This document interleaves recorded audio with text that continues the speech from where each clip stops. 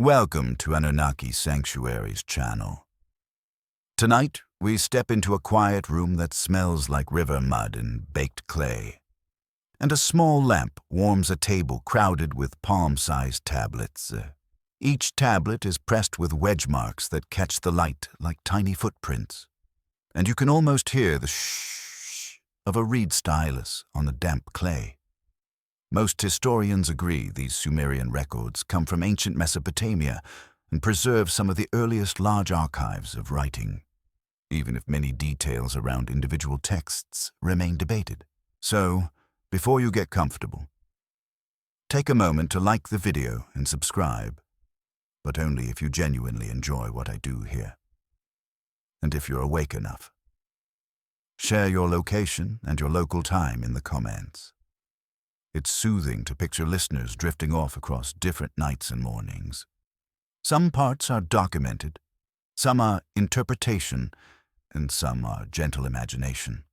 We'll use cautious verbs, might, may, could, and if the evidence is thin, we'll say so. Now dim the lights, and let's ease into tonight's journey together.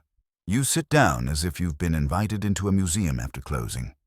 Except the guards have stepped out for tea and accidentally left you alone with an entire civilization. The nearest tablet isn't flashy. No gold, no heroic portrait, just clay flattened by a palm and impressed with wedge-shaped signs. Archaeology suggests many tablets began as damp clay that could be smoothed and corrected before it dried, and that accidental fires sometimes baked them hard enough to survive for millennia. Most historians agree that early writing in southern Mesopotamia is closely tied to administration, counting grain, recording beer rations, tracking labor. If that sounds like an ancient spreadsheet, you're not wrong. And the good news is it never schedules a quick sync that lasts 40 minutes. That's your first light joke. Archaeology suggests big city centers grow alongside institutions like temples and palaces. And the evidence we do have points to writing as a tool for keeping crowded life from forgetting who owed what. Now imagine something modern entering the room without disturbing the dust. An eye examining these records. It doesn't smell the clay. It doesn't feel the night air. It also doesn't have that very human moment where you squint too long and realize you've been staring at your own eyelash.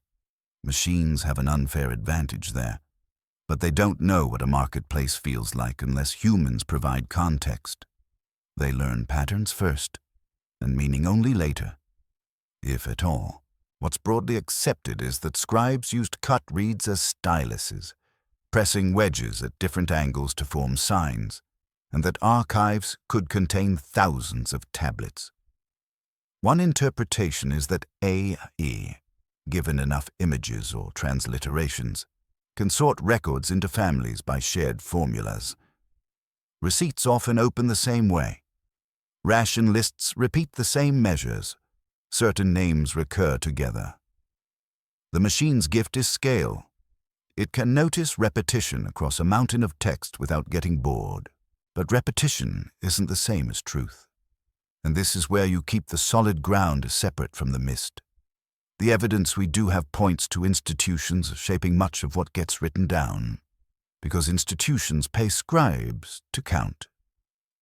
A careful reading might suggest the archive has a bias. It remembers what officials tracked, not what everyone felt. The mystery isn't in what we know, but in what we can't confirm. When a tablet says delivered, it rarely tells you the whole human story behind that word. So the AI becomes a flashlight, not a verdict.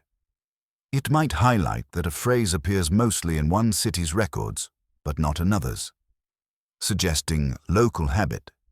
It might flag shifts in wording over time, raising the possibility of change in administration or language.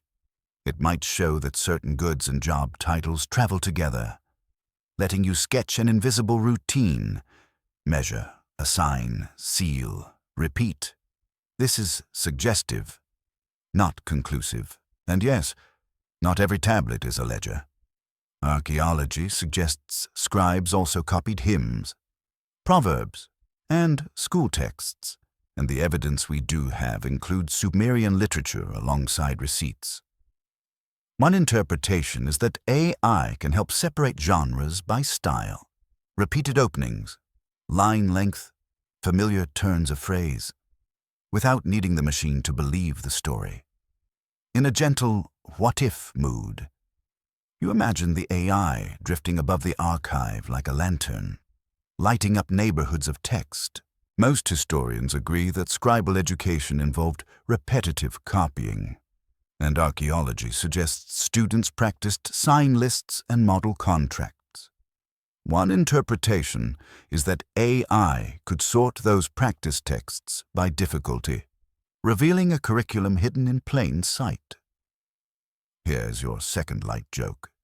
Imagine inventing homework so early that it survives 5,000 years and ends up judged by a computer that never gets bored. And now, gently, you step toward the misty edge where rumors like to gather.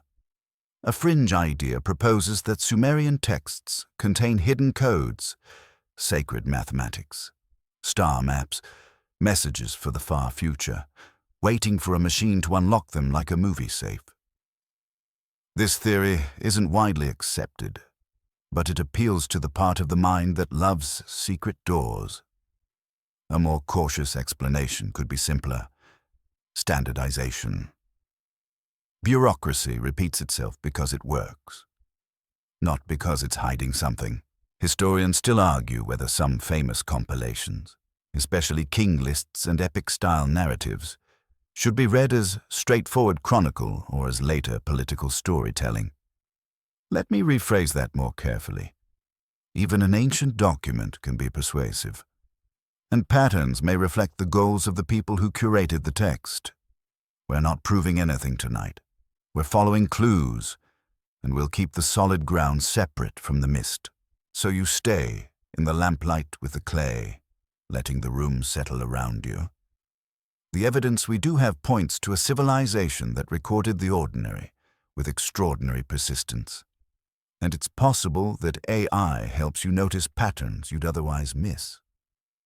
And your third sleepy joke, just to tuck the corners in, if you ever feel behind in life. Remember that some of these tablets are basically ancient support tickets, and no one resolved them because the help desk closed about 4,000 years ago. You keep your hands near the tablet edges without touching, because your brain has absorbed the modern museum rule that everything important is also somehow fragile. The lamp stays low and warm, and the clay's surface looks like dried riverbank after the water pulls away. Archaeology suggests these cities were built and rebuilt in layers, mud brick walls collapsing, floors resurfaced, courtyards filled, then built over again, until the whole settlement became a mound. Most historians agree that when excavators cut into those mounds, they read time like a layer cake, except the cake is mostly dust and the frosting is more dust. Now you let that image glide into the idea of an A by looking at Sumerian records. Layers of dirt outside, layers of words inside. What's broadly accepted is that major Mesopotamian sites, like those associated with early Sumerian culture, show long occupation with shifting neighborhoods and changing building plans. A careful reading might suggest that tablets, when dated and grouped, can mirror those shifts. A burst of certain job titles in one period, a change in measurement units, a new style of sealing and authentication. And in a gentle what-if mood, you imagine an AI walking through a city it can't physically enter, mapping streets by the way words cluster together. You trudge softly, sleepily, through the concept of a city as a system. Archaeology suggests that early urban life required coordination, water management, grain storage, labor schedules, craft production. The evidence we do have points to bureaucracy, growing not just from ambition, but from necessity. If thousands of people share canals and fields, someone has to keep track of who is responsible for what. And when humans have to keep track, Humans invent writing, not because they're poetic at first, but because they're tired of forgetting. That's not a scholarly quote, just an empathy exercise. One interpretation is that I can help you see administrative complexity as a set of repeating structures. Think of it like this. You have many tablets with similar formats: date, place, commodity, quantity, recipient, maybe a seal. The machine might cluster these into categories faster than a human team can, highlighting which features matter most for sorting. It's possible that it would reveal families of texts that share a template, suggesting a standardized office practice, but you keep the truth ladder in your pocket like a smooth pebble. Documented ground. Archaeology suggests cities like Uruk were large and influential in the late 4th millennium BCE, and widely accepted scholarship links the rise of writing to that administrative environment. Interpreted ground. Patterns in surviving tablets might reflect real administrative routines, but the archive is incomplete and skewed toward what got preserved. Imagined mist. The AI's map glows like a night aerial view, with clusters of tablets forming neighborhoods. Grain documents here, textile work there, labor lists somewhere along a canal that only exists in words. You notice how your mind wants to make the AI into a character. That's normal. Humans anthropomorphize anything that seems to notice. We name our cars. We scold our printers. We negotiate with loading bars as if they have feelings. Here's your first light joke of the section. You might even whisper, "Please," to the tablet scanner, which is basically prayer but with better lighting.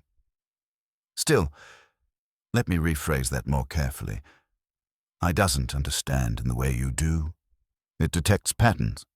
It predicts likely associations. It might support the idea that certain forms belong together, but it cannot tell you why they mattered without interpretive work. Most historians agree that much of early Mesopotamian life depended on agriculture and irrigation, and archaeology suggests canal systems were central to settlement patterns. One interpretation is that the language of tablets, deliveries, allocations, workdays, can be read as the written shadow of water management.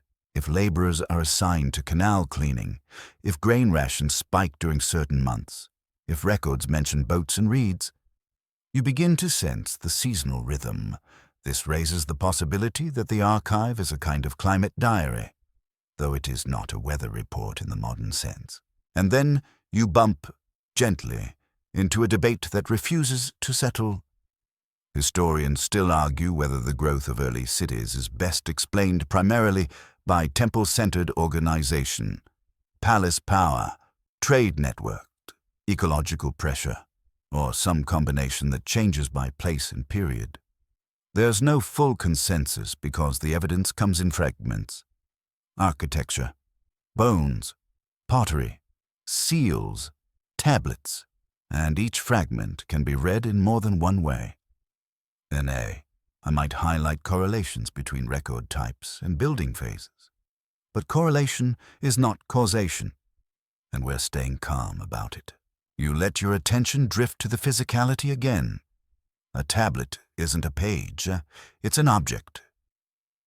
Archaeology suggests many tablets were stored in bundles, baskets, shelves, or rooms that functioned as archives. Some were sealed in clay envelopes, like ancient tamper-evident packaging. That detail makes modern brains smile because it feels familiar. Yes, even then, someone worried about fraud. Second light joke. The first unboxing videos were probably just a scribe cracking an envelope and saying, "Okay, so this is barley. Again. Except, with more dignity. Now bring AI back in." One interpretation is that AI can detect subtle differences in handwriting or sign formation if it's trained on high-quality images. It might cluster tablets by scribe, or at least by scribal style group. That raises the possibility of reconstructing office organization, which scribes handled which commodities, which documents were produced in the same administrative corner, which hands appear together in one archive but not another. This is suggestive, not conclusive, because preservation and excavation context can scramble the picture, and scribes may imitate each other by training. A fringe idea proposes something more dramatic, that if AI could read everything at once, it would reveal a single hidden blueprint of Sumerian city planning, like a secret master plan encoded in numbers and commodity lists. This theory isn't widely accepted, but it's the kind of idea that clings to late-night documentaries and comment sections that never sleep. If we treat it as a possibility rather than a conclusion, it still points at something real and mainstream. Cities did have patterns, and administrators did standardize systems. Because standardization is how you keep a city from turning into a loud argument with mud brick walls. You keep walking through the invisible city of text. The lamp flickers, and you imagine the AI as a patient sorter, lifting and placing each tablet into a growing constellation. What's broadly accepted is that these records represent human attempts to manage complexity, resources, labor, obligations, at a scale that was new for its time. A more cautious explanation could be that not every pattern is meaningful. Sometimes a form repeats because one scribe liked it, or because the office had a favorite layout. And you, the sleepy listener, become the bridge. You're the one who can feel both sides, the clay under fingernails in imagination, and the cool logic of pattern recognition in the machine. Some parts are documented, some are interpretation, and some are gentle imagination. The mystery isn't in what we know, but in what we can't confirm. You can't confirm how it felt to stand in a bustling courtyard while a scribe counted jars. But you can sense that the need to count was real, because the tablets exist. Third light joke? As you settle deeper. If AI ever complains about data cleaning, you can tell it the original data was literally cleaned clay. So it should show a little gratitude. Then you let the room quiet again. You breathe with a lamp. You let the ancient city, half dirt, half inkless writing, remain a puzzle you don't have to solve tonight. You let the city layers fade for a moment, and you lean closer to the smallest marks, the little wedges that turn clay into counting. The lamp warms the tablet face, and the impressions look almost edible, like somebody pressed a tiny fork into dough. What's broadly accepted is that some of the earliest cuneiform writing is tightly linked to counting and administration, especially for goods like grain, livestock, and textiles.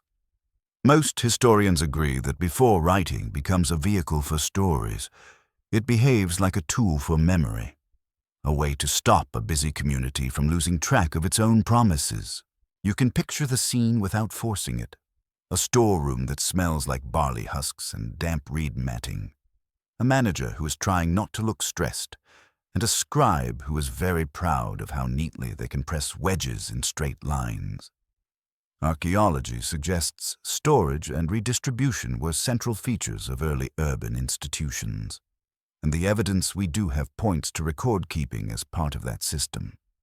It's not romantic on the surface. It's practical. But practicality, over centuries, has a habit of growing poetry like moss.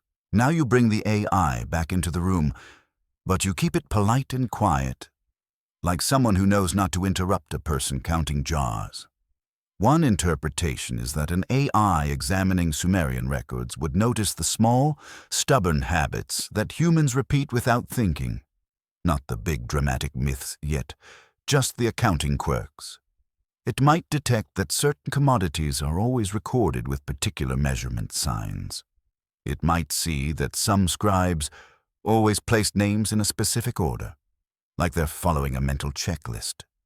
It's possible that it would highlight the rhythm of administration the way a musician hears rhythm in footsteps. And here's the part where your mind relaxes into the gentle what if. You imagine the granary at night, when the day's shouting has faded and only the insects remain. In the warm dark, numbers can feel alive. You can almost hear them, like crickets.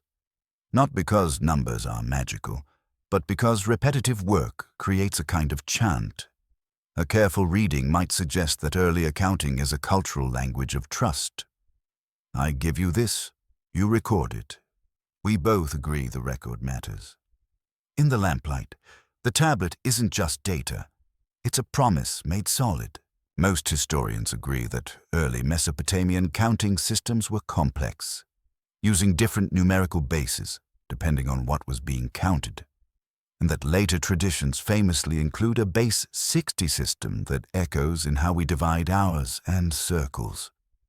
The evidence we do have points to a world where measurement is not just math, but social order. One interpretation is that AI could notice when the system flexes, when scribes switch units, round numbers, or use particular notations more often in one context than another. That raises the possibility of learning something human, where officials expected precision and where they allowed convenient approximation. Let me rephrase that more carefully. Approximation doesn't mean dishonesty. It might mean speed. It might mean standard practice. It might mean the unit itself is a shared convention. When you're distributing rations to dozens or hundreds of workers, perfection may not be the goal. Consistency might be. I can spot consistency like a bloodhound spots a trail, but you still need human interpretation to decide what the trail means. Now, because this is bedtime, your brain may try to escape into a modern analogy. Here's your first light joke of the section. You look at a ration tablet and think, congratulations, you've discovered payroll. And suddenly, ancient history feels like an email you forgot to answer. But the calm comes when you remember the distance. This payroll is pressed into clay by hand, dried by air, sometimes sealed by a cylinder seal rolled like a tiny wallpaper roller. Archaeology suggests cylinder seals acted as signatures or identifiers, and the evidence we do have includes seal impressions that tie documents to individuals or institutions.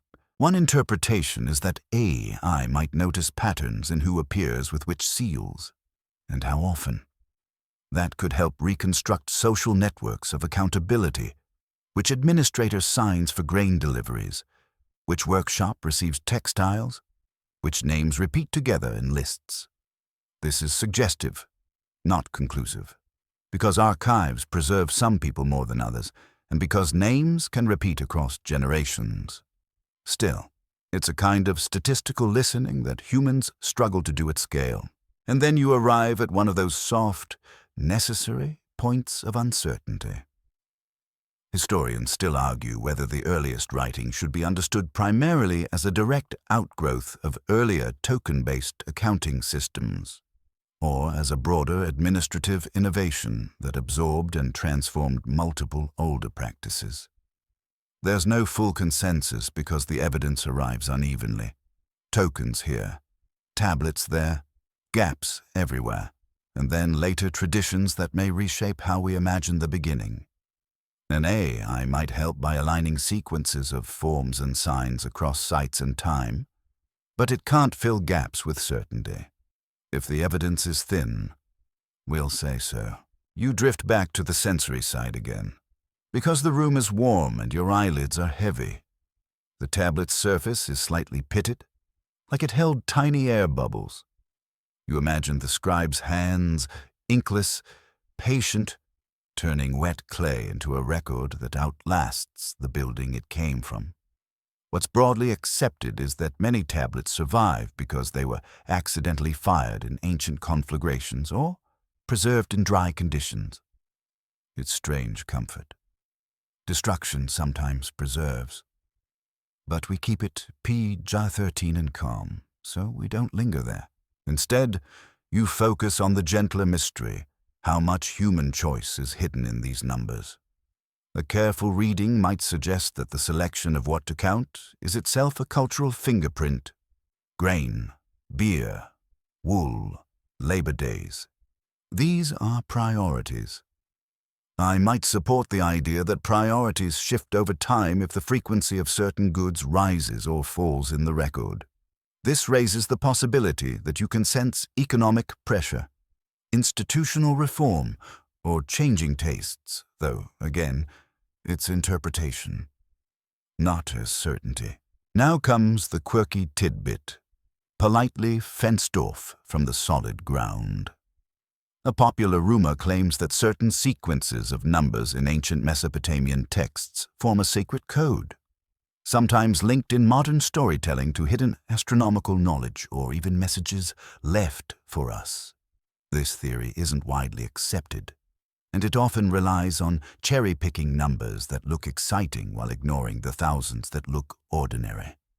A more cautious explanation could be that recurring numbers often come from standardized rations, standard container sizes, or standard work assignments. Bureaucracy loves a template, and templates make patterns.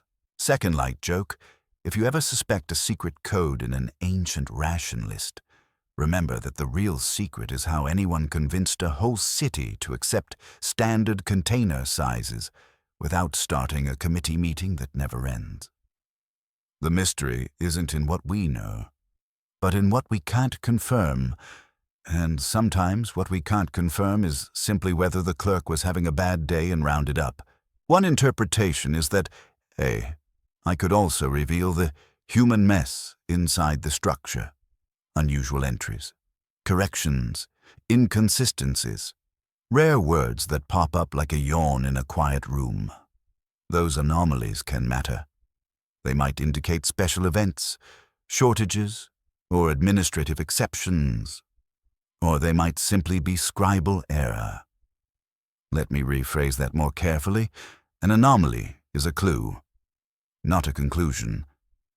It's the beginning of a question, not the end of one.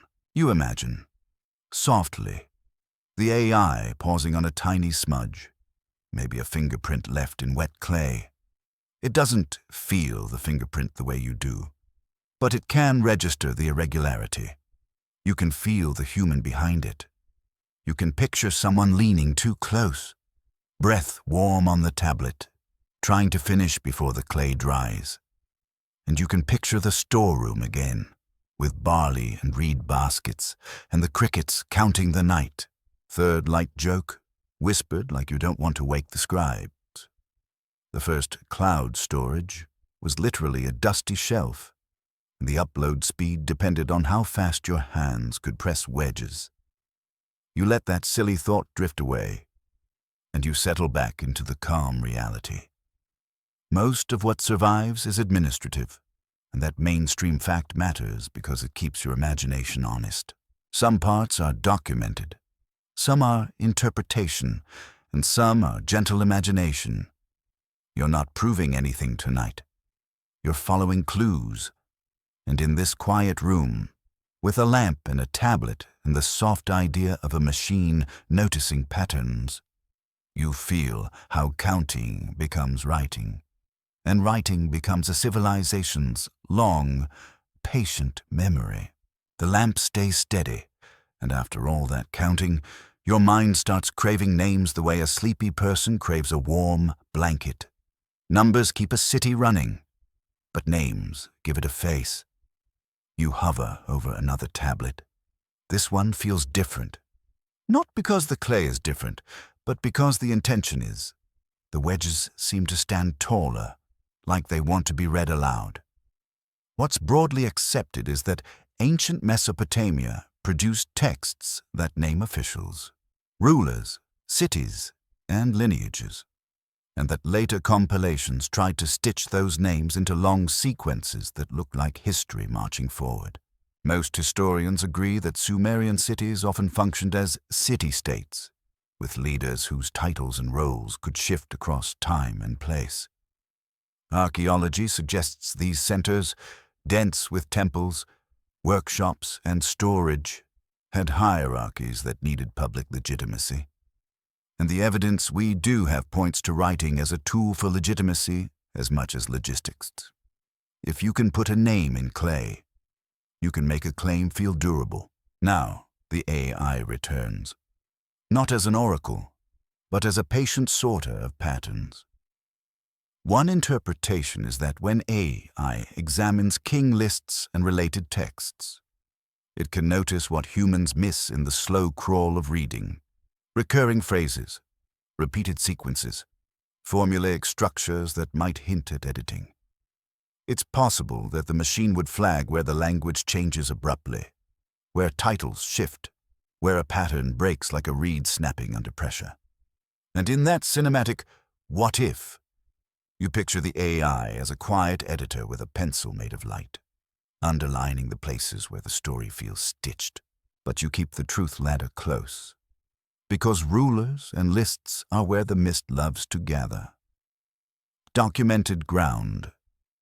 We have real inscriptions and administrative texts that name rulers and officials, and archaeology suggests many cities had monumental building projects that rulers would want to claim.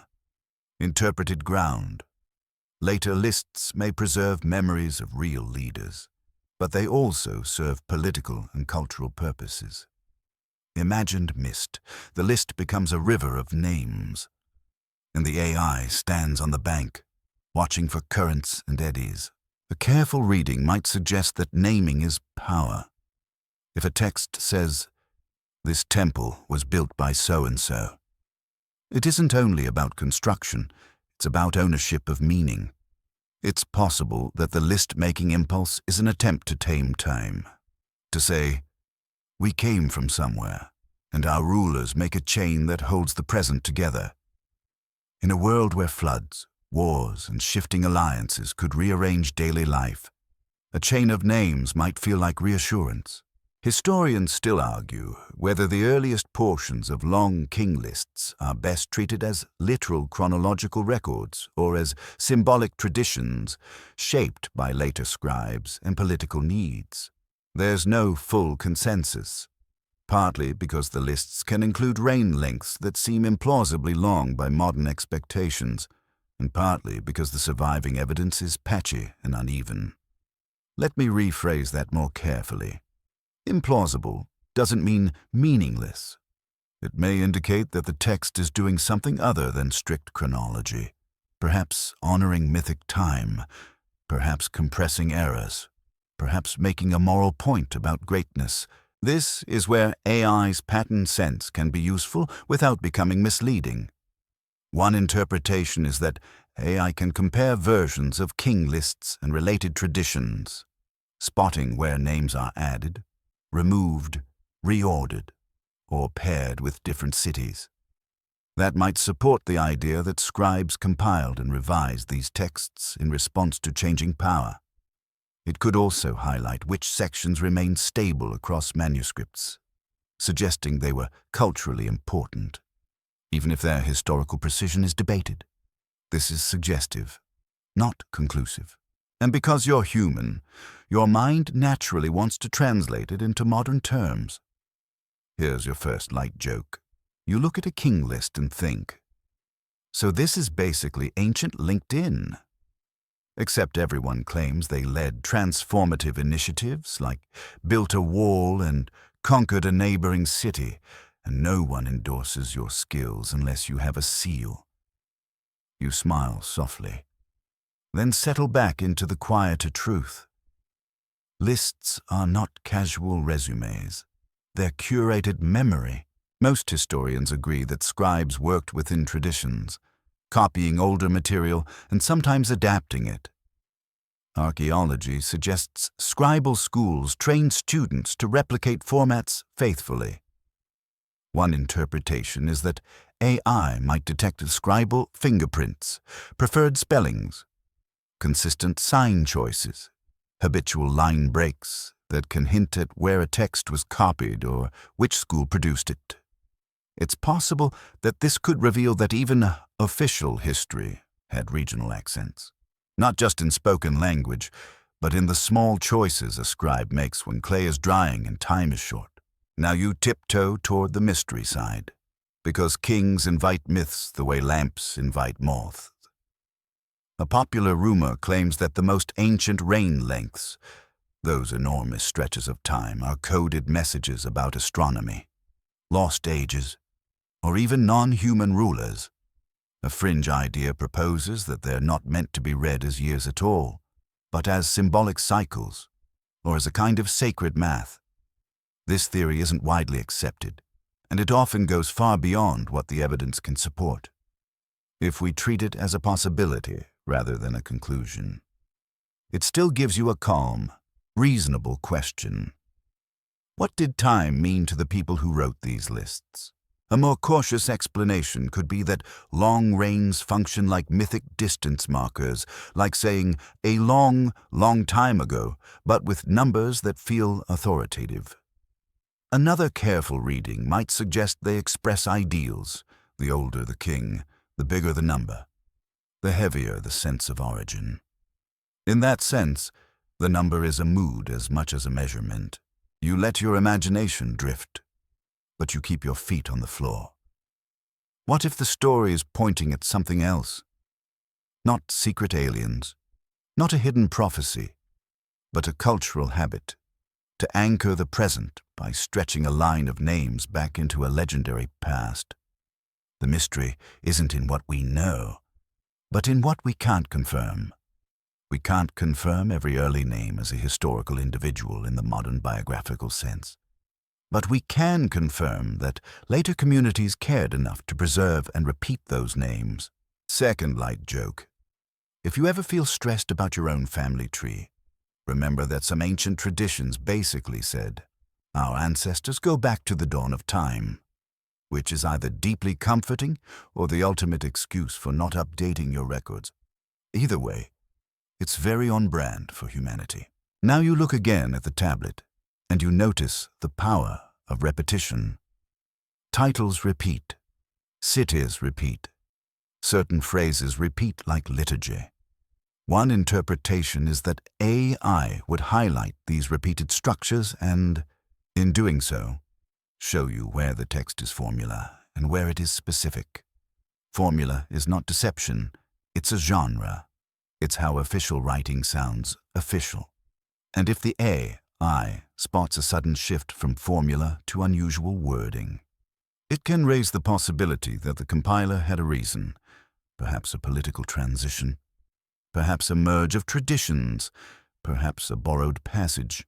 Most historians agree that different Mesopotamian cities rose and fell in prominence over time, and archaeology suggests that political landscapes changed through competition, alliance, and resource control. One interpretation is that king lists can be read as reflections of that changing landscape, emphasizing some cities as rightful centers of power. But again, you avoid absolute certainty. You don't say, this proves. You say, this might support the idea that. This is suggestive, not conclusive. And you, the listener, feel the soft tension. You want the list to be a straightforward answer, and it refuses. That's okay. Some parts are documented, some are interpretation, and some are gentle imagination. You're not proving anything tonight. You're following clues, and you're letting the lamp glow without demanding it become sunlight. Third light joke, tucked in gently. If AI ever tries to rank the kings by performance metrics, you can remind it that ancient rulers already did that themselves, by carving "I built this" into everything that didn't move. And if it did move, they probably tried to claim that too. The room quiets again. The clay stays cool. The wedges hold their shape. The power to name remains, as it always has been, both simple and complicated, a way to remember, a way to persuade, a way to belong to a line that stretches backward into mist. And when AI examines these records, it doesn't replace your judgment. It just turns the lamp slightly, so you can see where the seams might be. Your eyes drift from the chain of kings back to the quieter lines that sit beneath power, like the foundation under a mud brick wall. The lamp still paints the wedges in honey-colored light, and you notice how often certain signs return, signs that don't just mean barley or sheep, but hint at a temple, a deity's name, a ritual offering. Most historians agree that temples played major roles in many Sumerian city centers, not only as religious spaces, but also as economic institutions with land, labor, and storerooms. Archaeology suggests temple precincts could anchor neighborhoods the way a harbor anchors a coastline, pulling trade, craftwork, and administration toward them. You don't have to turn the room into a cathedral to feel the temple's presence. You just have to follow the paperwork. The evidence we do have points to offerings, rations, and work assignments often flowing through temple systems. And you can sense how religion and administration might share the same clay. One interpretation is that divine language in these records sometimes functions as a kind of official branding. When a tablet says something is for a god, it may also mean it belongs to an institution acting in that god's name. That's a possibility, not a certainty. But it's a useful way to keep your feet on solid ground, and in a calm what-if mood. You imagine the line between hymn and ledger thinning until it's almost transparent. A scribe chants a name with reverence, then, without changing posture, presses numbers for bread and beer. The same hand, the same reed, the same clay, the sacred and the practical. Sharing a table. Now, you invite the AI back into this temple-scented paperwork, careful not to make it sound like a miracle machine. The evidence we do have points to patterns. Certain deities appear frequently alongside certain goods. Certain festivals cluster in certain times. Certain offering lists repeat with small variations. One interpretation is that an AI could detect those co-occurrences at scale, mapping which gods are invoked where and in what administrative contexts. It's possible that it would reveal that some divine names act like headings in a filing cabinet. This set of records belongs under this god's jurisdiction, this storeroom, this workforce, but you keep the mist separate from the floorboards. The machine can cluster and count, yet meaning still requires caution. Most historians agree that Sumerian religion was complex and local, with city patron deities and broad pantheon relationships, and archaeology suggests religious practice was woven into daily rhythms. A careful reading might suggest that when a tablet uses divine names, it could be doing several things at once, signaling ritual purpose, affirming authority, or simply following an established formula. That last part matters, because formula can look like mystery if you stare at it too late at night. Here's your first light joke. Delivered softly so it doesn't wake the ancient city. You realize that temple economy is basically the earliest version of "Please submit your expense report," except the expense is 2 sheep for the goddess, and the reimbursement is, well, cosmic order. Allegedly, let me rephrase that more carefully. We're not claiming people thought that in modern terms. We're just noticing the overlap between spiritual purpose and administrative process. What's broadly accepted is that offerings and rituals often required resources, animals, grain, textiles, incense-like substances, meaning someone had to source, store, and record them. The evidence we do have points to large institutional households, and the temple is frequently among them. One interpretation is that AI might help identify how standardized those offerings were, which items are consistent, which vary by city, and which shift across time. This might support the idea that certain festivals had set menus. Though we should keep it gentle, archives are incomplete. And a missing tablet doesn't mean a missing tradition. Historians still argue whether the temple should be understood as the primary engine of early Sumerian economic organization, or whether temples, palaces, households, and merchant networks shared that role in different ways depending on place and period. There's no full consensus, and it's easy to oversimplify when you want a single neat model. If the evidence is thin, we'll say so. If it's mixed, we'll let it be mixed. You drift again to the signs themselves. Some tablets feel like dry administration. Others carry a tone that is harder to pin down. A careful reading might suggest that even in practical texts, language can carry reverence, fixed phrases, respectful titles, the careful naming of a god before a list begins. One interpretation is that these phrases function like a ritual seal, not just "this belongs to the temple," but "this belongs to order." The mystery isn't in what we know, but in what we can't confirm, like what a worker felt while hearing a deity's name attached to their ration allotment.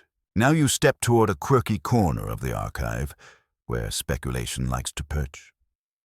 A popular rumor claims that some hymns or ritual texts are actually coded scientific documents, star maps, hidden math, or advanced knowledge dressed in divine language. This theory isn't widely accepted, and the evidence usually isn't strong enough to carry that kind of weight. A more cautious explanation could be that hymns use metaphor that sounds cosmic because religion often speaks in cosmic language. Sky, earth, storm, fertility, time. If we treat it as a possibility rather than a conclusion, it becomes a softer question. Could poetic language preserve observations about seasons, weather, and human survival? It's possible, in a limited way, without needing it to be a secret manual. Second light joke? Because your brain deserves a small yawn, smile. You imagine an AI reading a hymn and trying to tag it as invoice, prayer, or customer feedback, and quietly short-circuiting because it turns out humans love to mix genres.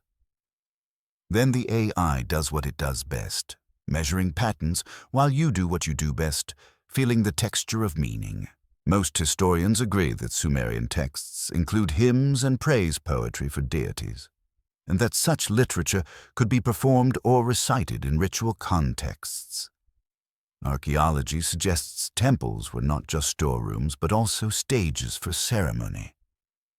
One interpretation is that AI could compare hymn language with administrative language and highlight shared phrases, revealing where the poetic voice and the bureaucratic voice borrow from each other. This raises the possibility that official administration adopted sacred phrasing to sound legitimate, while sacred texts borrowed administrative precision to sound authoritative. That's an interpretation, not a certainty. But it fits a very human pattern. You dress power in the clothes people respect. You keep listening to the room. The lamp hums softly. The clay holds its silence, and you notice a tiny motif returning like a lullaby, the seal impression.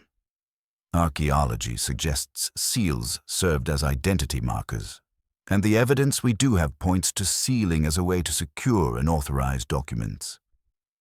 One interpretation is that temples, in particular, could rely heavily on seals because their authority needed visible proof. This isn't just a list. It's an official list. The AI might detect which seals recur with temple-related offerings, helping sketch administrative roles that otherwise remain anonymous. Third light joke, delivered like a soft pillow. If you ever think your life is complicated, remember there were people whose job was basically make sure the god's sheep are accounted for. And they still had to deal with inventory discrepancies, because apparently even divine institutions cannot escape the universal law of someone moved the thing and didn't tell anyone. Now you let the mystery stay gentle. What if the story is pointing at something else? Not a hidden truth, not a single secret, but a layered human reality. Religion isn't separate from daily work, and daily work isn't separate from meaning. The evidence we do have points to deep integration, ritual, economy, identity, woven together in clay records. And it's possible that I can help you see the weave more clearly, showing you where threads repeat, where patterns tighten, where they fray. Some parts are documented, some are interpretation, and some are gentle imagination. We're not proving anything tonight. We're following clues. And as your eyes soften, you imagine the scribe's reed stylus moving from a divine name to a number, from a hymn's cadence to a ledger's calm certainty, like a single breath turning into two kinds of memory. You stay with the temple paperwork just long enough to feel its steady heartbeat. Offer, record, seal, repeat. Then your attention drifts to a quieter kind of interruption, the kind that doesn't fit neatly into a ledger. The lamp's glow falls across a tablet whose marks seem less like counting and more like remembering. And in the back of your mind, like a distant river you can hear but not see, a single word starts to gather. Wait. Flood. What's broadly accepted is that Mesopotamia sits between great rivers, and that seasonal flooding has always been part of the region's reality. Archaeology suggests some ancient sites show flood deposits, layers of silt that interrupt the usual sequence of everyday debris. And the evidence we do have points to water as both a provider and a disruptor. You can almost smell it in imagination. Wet clay, reed beds, the metallic tang of river air at dusk. Now, when AI examines ancient Sumerian records, one interpretation is that it can act like a patient listener to stories told in many voices. It might scan for recurring words that relate to water, to boats, to storms, to the day the ground changed. It's possible that the machine would notice that flood language appears in different genres, mythic narratives, ritual references, even occasional administrative notes that hint at disruption. And in a gentle, cinematic "what if," you imagine the AI tracing pale water lines through memory, like a flashlight moving along the inside wall of a dark room. But you keep the solid ground separate from the mist, because flood stories are where modern imaginations love to sprint ahead. Documented ground. River floods happen, and some archaeological layers may suggest significant flooding episodes at certain times and places. Interpreted ground, myths might preserve cultural memories of floods, but not necessarily of a single event. Imagined mist, a single towering wave sweeping across all history in one dramatic moment. That last one is a mood, not a conclusion. Most historians agree that Mesopotamian literature includes famous flood narratives, and that later traditions, including widely known stories far beyond Mesopotamia, share similar themes: a warning, a vessel, survival, a world reset.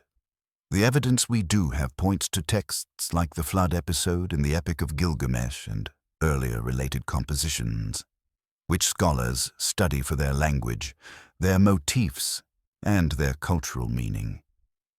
One interpretation is that I could compare versions and fragments, highlighting which phrases remain stable and which shift over time, suggesting how scribes preserved and adapted the story.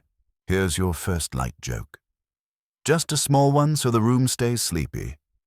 You picture an AI trying to categorize the flood story and labeling it extreme weather plus life hack, build boat, and then immediately adding, not verified. That's the tone we want, curious, cautious, and not pretending the machine is a prophet. Historians still argue whether the flood stories reflect a memory of one extraordinary flood, a blend of multiple regional floods, or a symbolic narrative about disorder and renewal. There's no full consensus, partly because floods were common enough to be remembered often, and partly because texts travel, ideas move between cities, languages, and centuries. If the evidence is thin, we'll say so. If the evidence is mixed, we'll let it be mixed. Archaeology suggests that in some excavations, a distinct silt layer appears between occupation levels, hinting at a flood that deposited sediment before people rebuilt. The evidence we do have points to flood deposits in more than one site and period, though not all floods are equal, and not all deposits mean the same thing. A more cautious explanation could be that some layers reflect local river behavior. One city's disaster might be another city's muddy inconvenience. And that's exactly the kind of nuance a myth might flatten. Because myths aren't written to preserve hydrology charts. They're written to hold meaning. One interpretation is that I could help by aligning the memory map of the story with the earth map of archaeology, without forcing them into perfect overlap. It might find that certain metaphors, like the world being washed clean, appear in particular eras or regions more strongly than others. It might also highlight how the story is framed, sometimes as divine decision, sometimes as cosmic reset, sometimes as moral lesson. This raises the possibility that the flood narrative functioned like a flexible tool, used to talk about fear, responsibility, and survival, not just water. Let me rephrase that more carefully. This doesn't mean the story is just symbolic. It means the story can do multiple jobs at once. It can be rooted in real flood experiences and still shaped into a mythic form that speaks beyond any single event. We're not proving anything tonight. We're following clues. You lean into the sensory side again, because it's bedtime, and your mind likes gentle imagery. You imagine the scribe hearing older people talk about a year when the river rose too high, when reed boats bumped against doorways, when fields turned into shallow lakes. Archaeology suggests communities adapted to river life with canals, levees, and seasonal routines. And the evidence we do have points to resilience, rebuilding, replanting, restoring grain, rewriting records. One interpretation is that I would notice how often appears in the archive's logic, even when it isn't written as a word. Restore, reassign, replace, rebuild. Now, you allow one quirky tidbit to drift in, softly labeled. A fringe idea proposes that flood myths contain encoded astronomical timing, as if the story is a calendar disguised as drama. This theory isn't widely accepted, and the evidence typically isn't strong enough to treat it as more than an intriguing modern reading. If we treat it as a possibility rather than a conclusion, it can still be a calming thought. Ancient people watched the sky and the river, and they cared about cycles. A careful reading might suggest that cycles is seasonal, political, moral, are the real backbone of the flood story. Even if the literal water level remains uncertain, second light joke, offered like a yawn. You imagine the ancient version of check the forecast being someone staring at the river and saying, "It's giving flood," while the scribe quietly reaches for more clay. Then the scribe does what humans always do. They record what they can, and they narrate what they can't. One interpretation is that I could also help separate different kinds of flood language. Some passages describe water with physical detail, boats, currents, wind, silence after the storm. Others describe water in cosmic terms, cleansing, judgment, rebirth. The machine might cluster these as different rhetorical styles, which could support the idea that multiple traditions or purposes are woven together. This is suggestive, not conclusive, but it can help you avoid the trap of treating every line as the same kind of evidence. And it's easy to fall into that trap when the story feels familiar. Many listeners carry a flood narrative in their cultural memory already, and the mind wants to snap it into place like a puzzle piece, but we keep the solid ground separate from the mist. The evidence we do have points to Mesopotamian flood stories being part of a wider storytelling environment, shared and reshaped over time.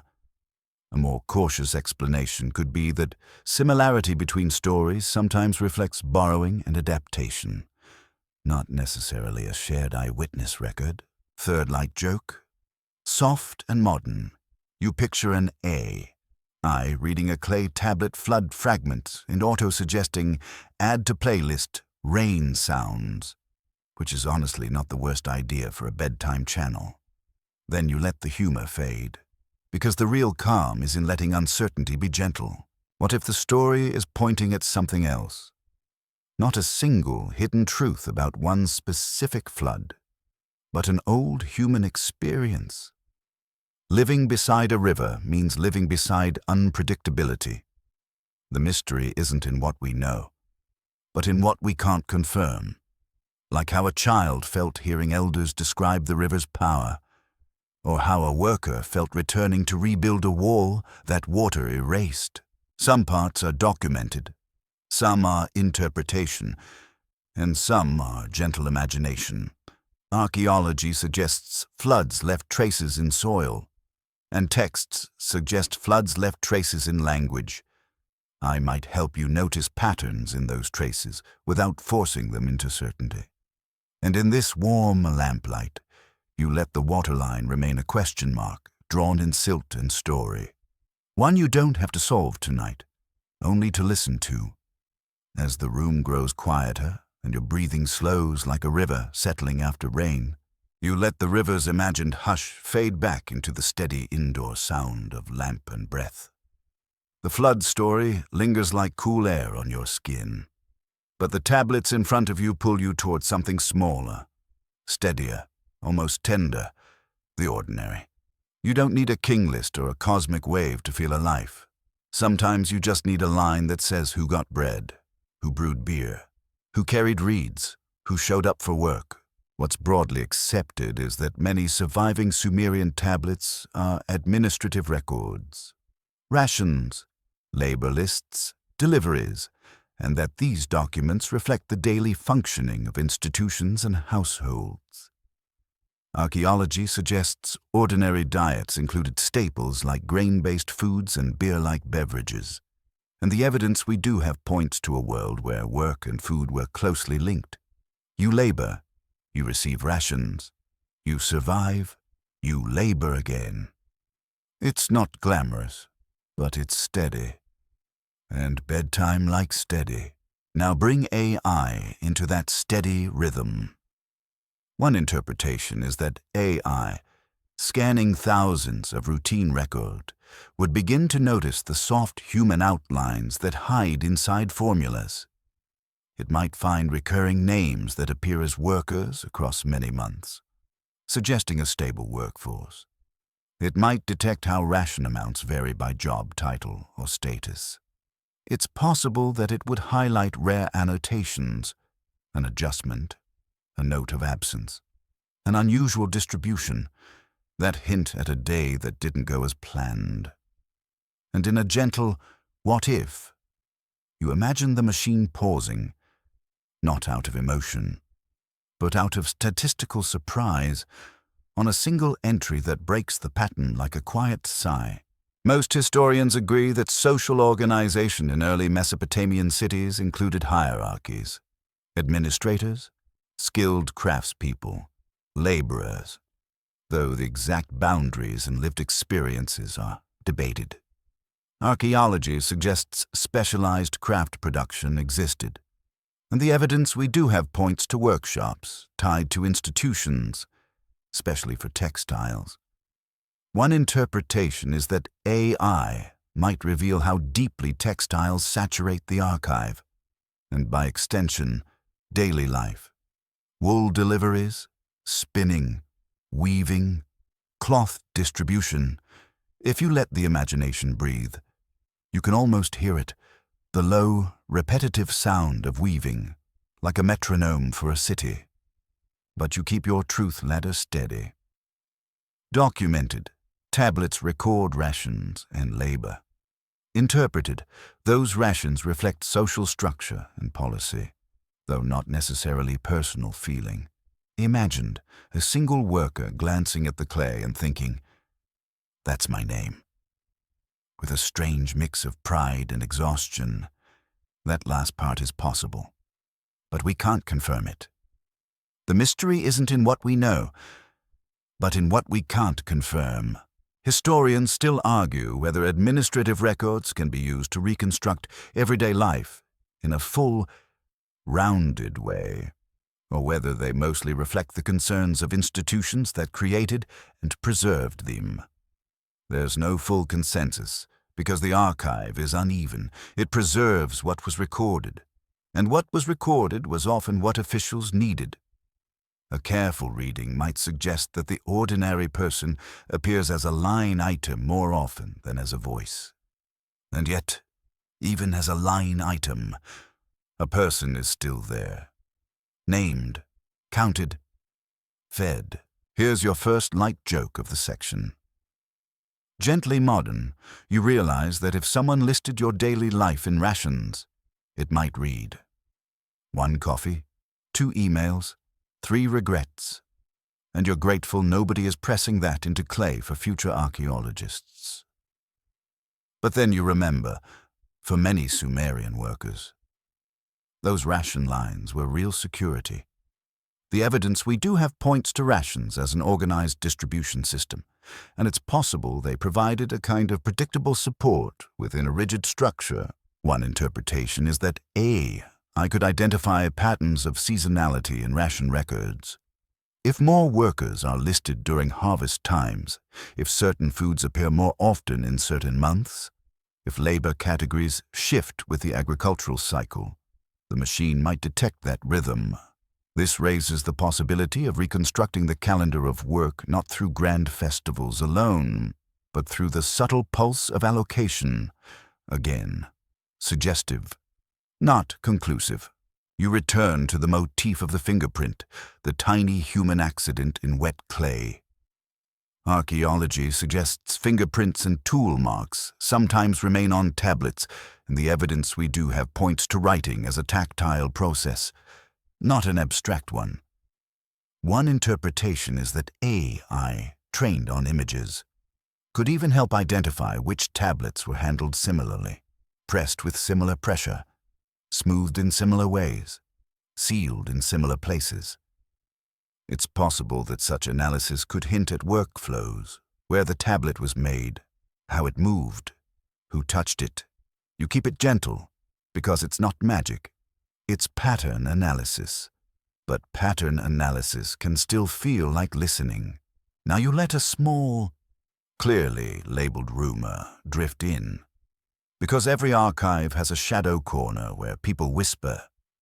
A popular rumor claims that some tablets include hidden personal messages, love notes disguised as inventories, secret complaints embedded in routine lists.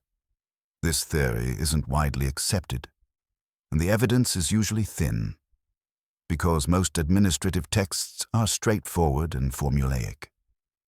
A more cautious explanation could be that scribes sometimes added informal marks or rare words, but those are hard to interpret without context.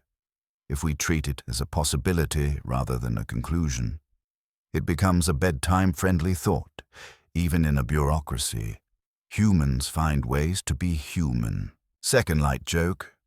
You imagine a scribe slipping a tiny complaint into a ration list like, delivered, barley, received, barley, mood, not barley. Then you smile and let it go, because the calmer truth is already rich enough. Most historians agree that women appear in the administrative record in various roles, especially connected to textile production, though the exact social realities are complex and debated. Archaeology suggests households and institutions relied on large-scale labor, The evidence we do have points to gendered work patterns in many contexts. One interpretation is that AI could help quantify and map where and how different groups appear in the records by job title, ration amount, workshop context, without claiming to know their inner lives. That's the point. Seeing structure without pretending to read hearts. Historians still argue whether certain categories in the tablets, terms for dependent labor, servitude, or institutional affiliation, map neatly onto modern concepts like slave, employee, or citizen. There's no full consensus because translation is tricky. Social categories shift over time, and modern labels can mislead. Let me rephrase that more carefully. It's tempting to use familiar words, but familiar words can flatten a world that had its own logic. I might help by showing how terms are used across many texts, which can support interpretations about meaning and status. But it cannot guarantee that a translated label matches lived reality. This is suggestive, not conclusive. You let the lamp glow on another routine tablet, so routine it feels almost invisible. And that's the strange beauty. The ordinary survives. A careful reading might suggest that the archive is a city's heartbeat recorded in clay. Distribute, assign, receive, record. I might highlight the heartbeat's tempo changes, periods with more activity, sudden gaps, shifts in commodities. Those changes can raise possibilities. A drought year, a political transition, a change in administrative practice, or simply a gap in preservation. If the evidence is thin, we'll say so. Third light joke, tucked in like a blanket edge. You picture an A. I'm getting emotionally attached to one worker's name because it appears so often, like, oh good, it's you again. And then you remember, I doesn't get attached. But humans do. You do. You're the one who feels the tug when a name repeats across tablets, like a faint echo of a person walking the same route to work every morning. And in the quiet, you notice the softest truth. The ordinary is where history actually lives. Kings come and go, floods rise and fall, gods receive offerings, but most days are made of bread, beer, baskets, and labor. The evidence we do have points to that steady reality, and it's possible that AI helps you see the pattern in it more clearly. But the mystery isn't in what we know, but in what we can't confirm, like the sound of laughter in a courtyard, or the private relief of receiving rations at the end of a long day. Some parts are documented, some are interpretation, and some are gentle imagination. You're not proving anything tonight. You're following clues, and as your breathing slows, you let the ordinary become soothing, like the reed stylus itself. Press, lift, press. Marking time one quiet wedge at a time, you remain in the same warm pool of lamplight, still hearing that soft press and lift rhythm in your imagination. When something subtle begins to shift, it's not the clay, it's not the room, it's the way meaning slides when words travel. You look at a sign you thought you recognized, and then you remember the same wedge can wear different hats depending on time, place, and language. What's broadly accepted is that Sumerian and Akkadian overlapped in Mesopotamia for long periods, and that writing systems and vocabularies changed as communities interacted, traded, and ruled. Archaeology suggests cities were crossroads, and the evidence we do have points to language contact as an everyday reality, not a rare event. Now imagine an AI examining ancient records with this in mind. One interpretation is that AI could map where meanings drift, not by deciding what a sign really means, but by tracking how signs and words appear in different contexts. It's possible that the machine would notice a sign that once appears mostly with barley now showing up beside new administrative terms. suggesting a shift in usage. And in a cinematic what-if mood, you picture words changing outfits backstage, slipping into new roles as the city changes managers, accents, and routines. Most historians agree that bilingualism and cultural blending occurred in Mesopotamia, though the details vary by era and region. The evidence we do have points to texts in multiple languages, to loan words, to scribes trained in more than one tradition.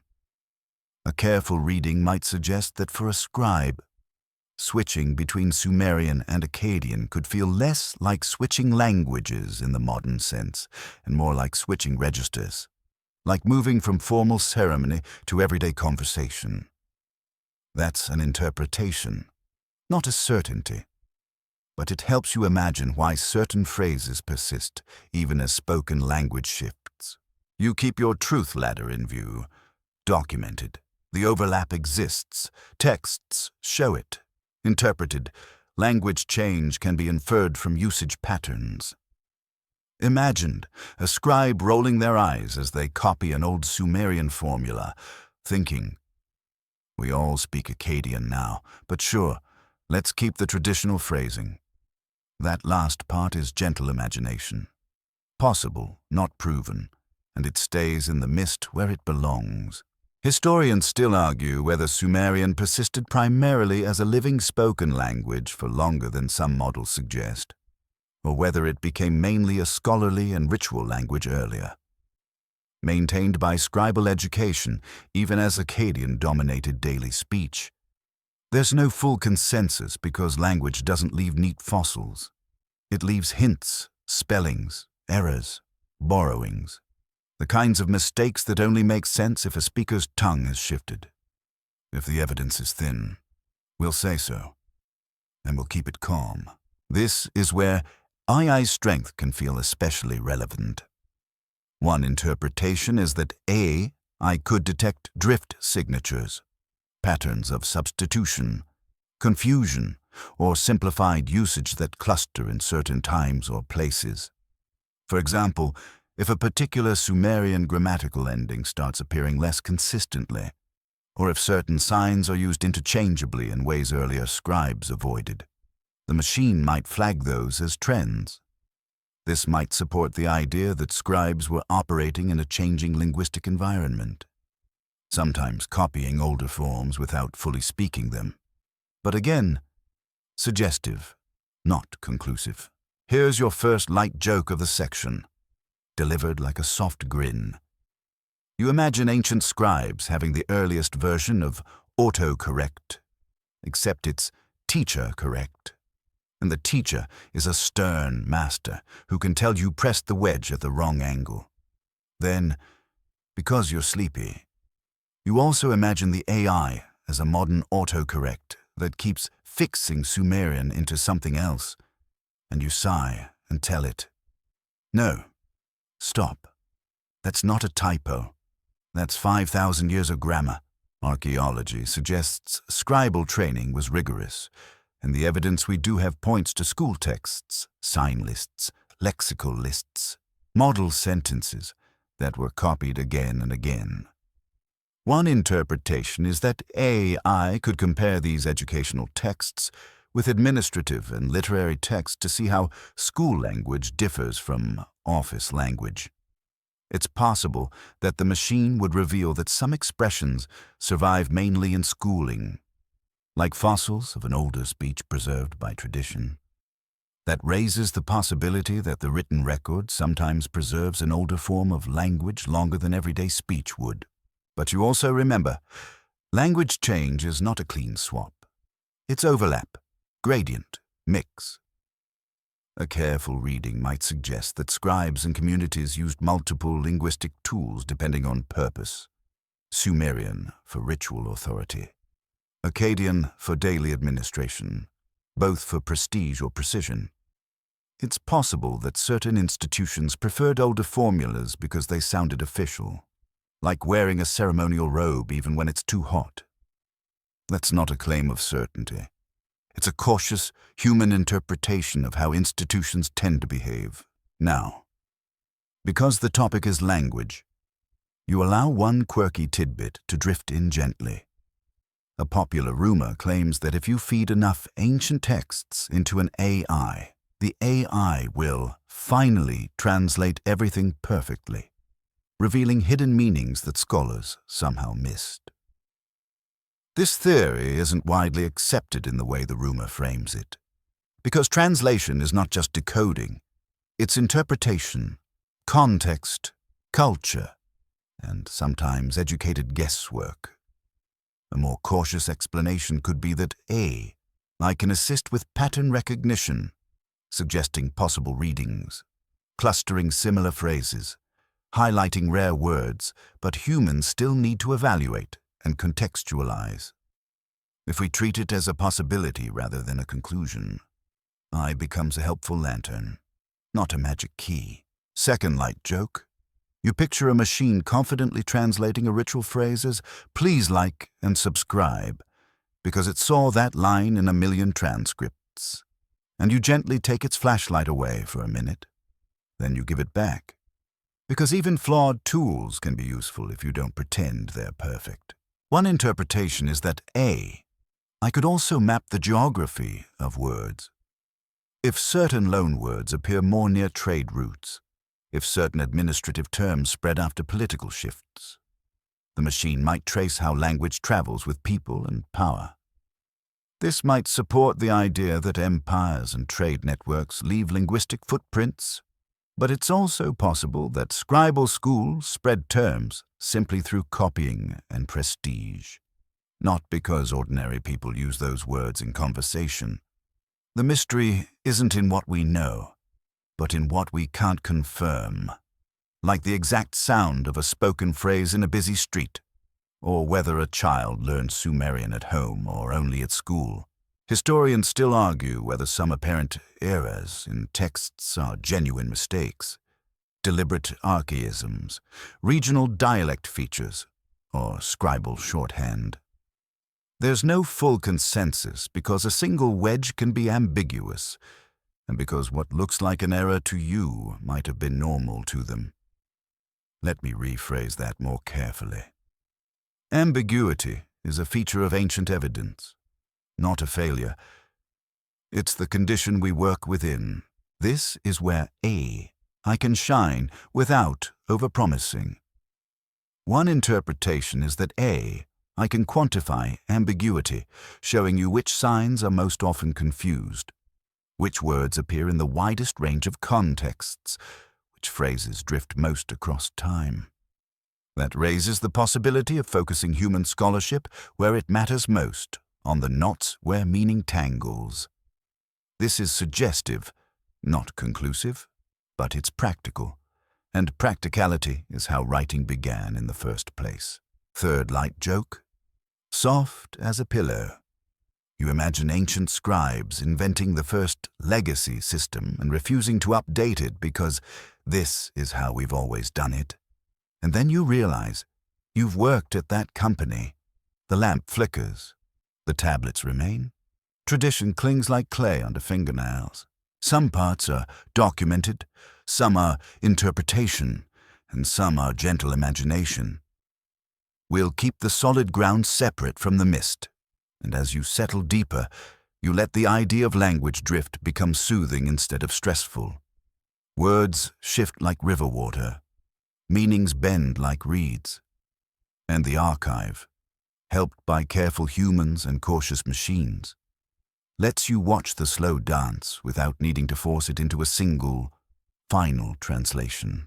You stay in the lamplight, but your attention lifts upward the way it always does when humans start thinking about time. The tablets have been whispering about rations and rulers and language shifts, and now the room feels bigger, as if a roof has quietly opened above you. You picture the night sky over a flat river plain, wide, dark, and crowded with stars that look close enough to touch if you stand on a ziggurat and forget you're mortal for a moment. What's broadly accepted is that ancient Mesopotamians paid close attention to the sky, and that later cuneiform traditions include extensive astronomical and omen texts. The evidence we do have points to a long-standing practice of observing celestial phenomena and recording interpretations, even if the exact origins and early stages vary by period and region. Archaeology suggests temples and high structures could serve as vantage points, and the sky itself, predictable in some ways, surprising in others, became a canvas for meaning. Now imagine AI examining these records of stars, omens, and patterned uncertainty. One interpretation is that AI could separate regularity from surprise by tracking what kinds of events are recorded most often: eclipses, unusual planetary positions, comets, odd weather, strange births, and all the other things ancient people might interpret as signs. It's possible that the machine would notice statistical clustering, certain omens appearing in bursts, certain phrases repeating like a ritual chorus, certain kinds of sky events being linked to certain political worries, and in a cinematic what-if mood. You imagine the stars clicking into a quiet grid above the ziggurat, like a map slowly revealing itself. Most historians agree that omen literature reflects a worldview in which the cosmos and human affairs are connected, though scholars debate how different communities practiced and understood that connection. A careful reading might suggest that omen texts are less about predicting the future with certainty and more about managing anxiety, creating a framework where uncertainty becomes discussable. That's an interpretation, not a certainty. But it fits a common human pattern. When life is unpredictable, you look for signals. Historians still argue whether early omen traditions grew primarily from temple scholarship, from court politics, from popular beliefs, or from the practical need to track seasons and agricultural timing. There's no full consensus because these strands likely overlap and shift across time. If the evidence is thin, we'll say so. If the evidence is mixed, we'll let it be mixed. Like starlight in a dusty sky, AI's role here can be helpful, but only if you keep your expectations gentle. One interpretation is that AI might cluster omen tablets by shared phrasing and structure, revealing schools of interpretation or regional styles. It's possible the machine would find that some texts are highly standardized, almost like templates. If X appears in the sky, then Y may happen on Earth. This raises the possibility that scribes used a structured system, not random guessing. But structured does not mean correct. It means consistent. And consistency is something AI can measure without claiming cosmic truth. Here's your first light joke of the section. You picture a scribe looking at an eclipse and saying, "Well, that's not great," and then immediately reaching for clay the way you reach for your phone, except your phone doesn't require you to bake it in a kiln to save the note. The joke fades, and you return to the calm fact that recording the sky is a kind of devotion to pattern, whether you frame it as science, religion, or practical timing. What's broadly accepted is that later Mesopotamian astronomical texts can be surprisingly systematic, including careful observations and calculations, though the details belong to a complex history of scholarship. A careful reading might suggest that omen and observation are not mutually exclusive categories in ancient contexts. You can record accurately and still interpret symbolically. One interpretation is that AI could help identify which parts of the corpus lean more toward observation: dates, positions, repeated measurement practices, and which lean more toward interpretive storytelling. That could help modern scholars, and it can also help you, the sleepy listener. Keep the solid ground separate from the mist. Now, because this is a mystery-friendly bedtime channel, you allow a clearly framed fringe corner to appear for a moment. A fringe idea proposes that ancient star and omen texts contain advanced, hidden astronomy, knowledge far beyond what we would expect for the era. encoded in symbolic language that only a machine can now decode. This theory isn't widely accepted, and it often relies on reading modern concepts backward into poetic phrases. A more cautious explanation could be that ancient scholars were keen observers of the sky, and over centuries they built sophisticated traditions that can feel advanced without needing a secret origin. If we treat it as a possibility rather than a conclusion, it becomes a softer question. Could some symbolic language preserve real observational patterns that we haven't fully recognized? It's possible, but the evidence would have to be strong, and we won't pretend it is by default. Second light joke, whispered so the stars don't get offended. You imagine the AI looking at an omen tablet and grading it like a weather app. Accuracy, 12%. Confidence, low. User feedback, terrified. Then you remember that fear isn't the only reason people watch the sky. Wonder matters too. Timing matters. Community matters. And the sky is just there. Night after night. The most reliable storyteller you'll ever meet. One interpretation is that I could detect the emotional geography of omen language by mapping which phrases cluster around kingship, war, harvest, disease, or temple rituals. Not because the AI feels emotion, but because language patterns reveal human concerns. This raises the possibility that omen texts act as a record of what society's worried about, even when the sky itself was neutral. But again, careful. The surviving corpus may reflect elite interests more than popular ones. And a missing text is not proof of a missing fear. Historians still argue whether the act of recording omens was primarily reactive, writing after events to explain them, or proactive, writing before events to anticipate them. There's no full consensus because both likely occurred. Some texts may compile older interpretations. Others may be used as reference tools. Let me rephrase that more carefully. A text can be both archive and guide. Humans love documents that do two jobs. The lamp's glow on the tablet now feels like moonlight on stone.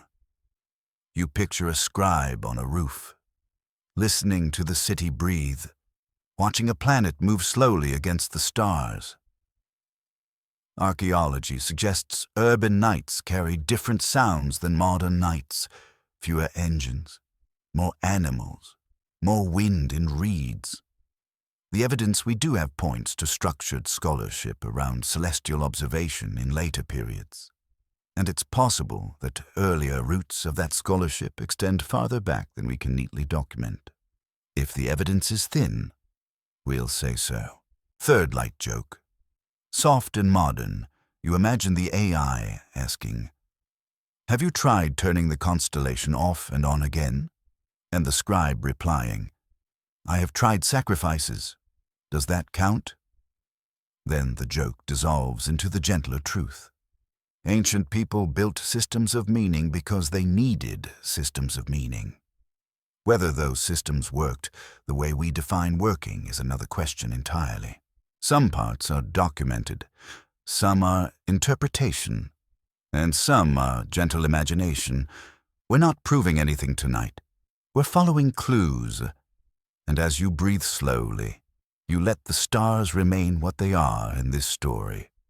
Both real objects in the sky and mirrors for human thought. Sir, I might help you see the structure in the texts, the repetition, the clustering, the shifts in language.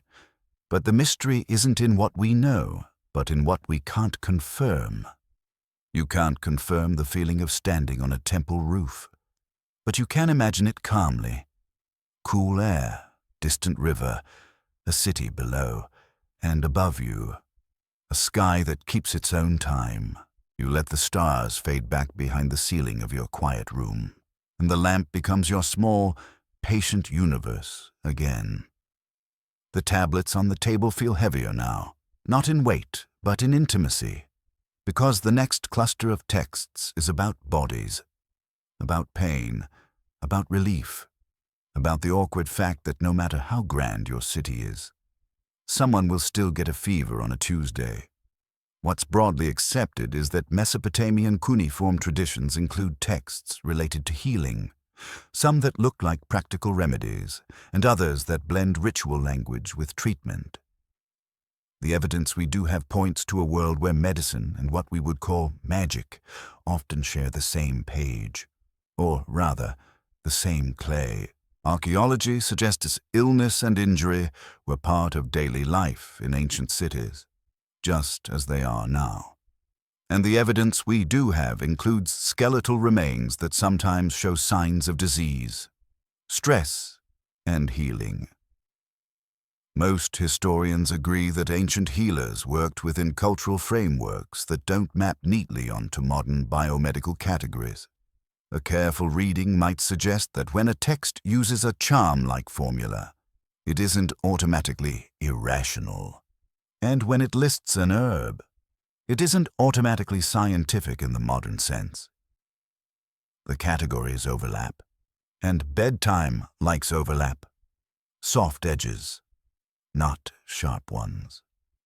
Now imagine I examining these healing texts with gentle restraint. One interpretation is that I could help separate consistent patterns from one-off phrases. Which ingredients recur? Which preparation steps repeat? Which symptoms are described in similar clusters? It's possible that the machine would highlight that certain remedies appear again and again across regions or centuries, suggesting they were widely trusted. That might support the idea that some treatments had observable effects, but let me rephrase that more carefully. Recurrence does not guarantee efficacy. It can also reflect tradition, availability of ingredients, or the authority of a particular school. Historians still argue whether we should interpret some Mesopotamian medical texts as primarily empirical traditions dressed in ritual language, or as primarily ritual traditions that occasionally use practical substances. There's no full consensus because the texts themselves don't always separate the two cleanly, and because modern readers bring modern assumptions. If the evidence is thin, we'll say so. If the evidence is mixed, we'll let it be mixed. Like a remedy bowl stirred slowly until its contents blur. Here's your first light joke of the section. Softly offered, you imagine an ancient healer saying, "Take this bitter brew and rest." And you realize that advice has survived basically unchanged into modern life, except now the bitter brew is coffee, and the rest is a concept you read about online. You smile. Then you return to the tablet's steady seriousness.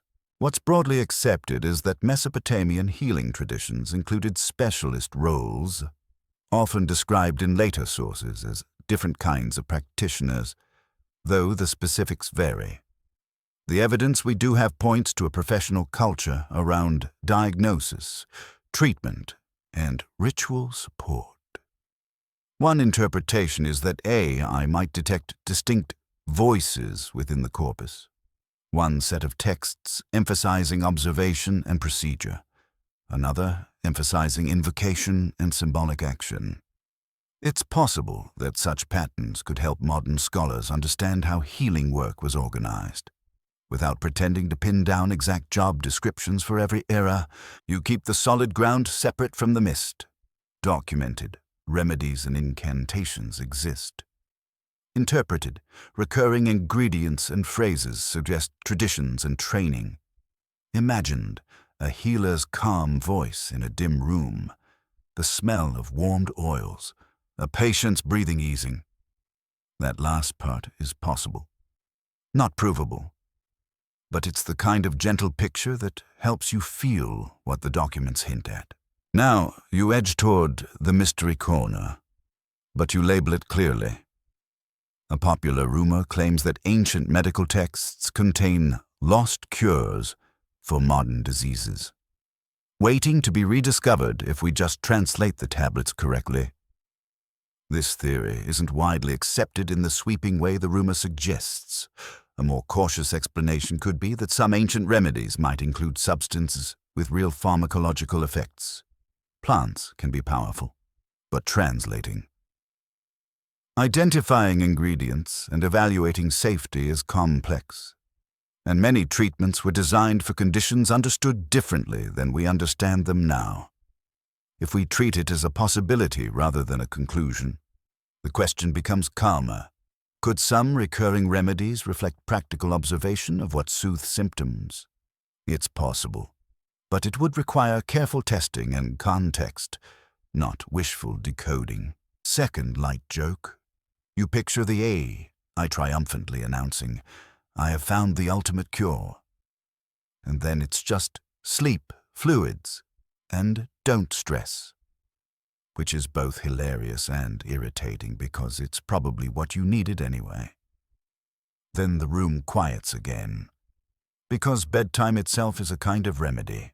One interpretation is that I could also track how symptoms are described. Ancient texts sometimes describe conditions with metaphors: heat, wind, heaviness, biting pain, language that doesn't map perfectly onto modern diagnosis. I might cluster those descriptions and suggest that certain symptom clusters recur, which could help researchers explore what conditions they might correspond to. But again, you stay cautious. This might support interpretations, but it does not confirm a one-to-one match with modern categories. The mystery isn't in what we know, but in what we can't confirm, like whether wind refers to literal discomfort, a spiritual concept, or a bundled set of symptoms. Most historians agree that ritual language in healing texts often involves addressing unseen causes, spirits, divine displeasure, cosmic imbalance, reflecting the worldview of the time. Archaeology suggests religion and daily life were intertwined. In the evidence, we do have points to healing as one more place where those threads cross. One interpretation is that ritual action may have provided psychological comfort, social support, and a sense of control, which can matter in any era. That's not a claim that rituals cured diseases in a biomedical sense. It's a more cautious explanation that rituals can affect experience. And experience affects healing in complicated ways. Historians still argue whether we should view these texts primarily as evidence of belief systems, or as evidence of practical healthcare, or as both at once. There's no full consensus because belief and practice are not separate boxes in most human lives. Let me rephrase that more carefully. Even today, people combine doctors' advice with home remedies, comfort objects, and rituals of their own. Tea, blankets, family sayings. The lucky shirt you wear to appointments, even though you'd never admit it. The overlap is human, third light joke. Whispered, you imagine an ancient incantation that basically says, "Please stop being sick." And you think, wow, same. Because across millennia, the request doesn't change much. Then you let that shared humanity settle like warm cloth on your shoulders. One interpretation is that I could help identify which medical texts are more standardized and which are more local or idiosyncratic. It might spot regional preferences for certain ingredients or formulaic openings. This raises the possibility of mapping medical schools or traditions across cities. This is suggestive, not conclusive, but it offers a quiet kind of connection. People in different places trying to solve the same problem with the tools they had.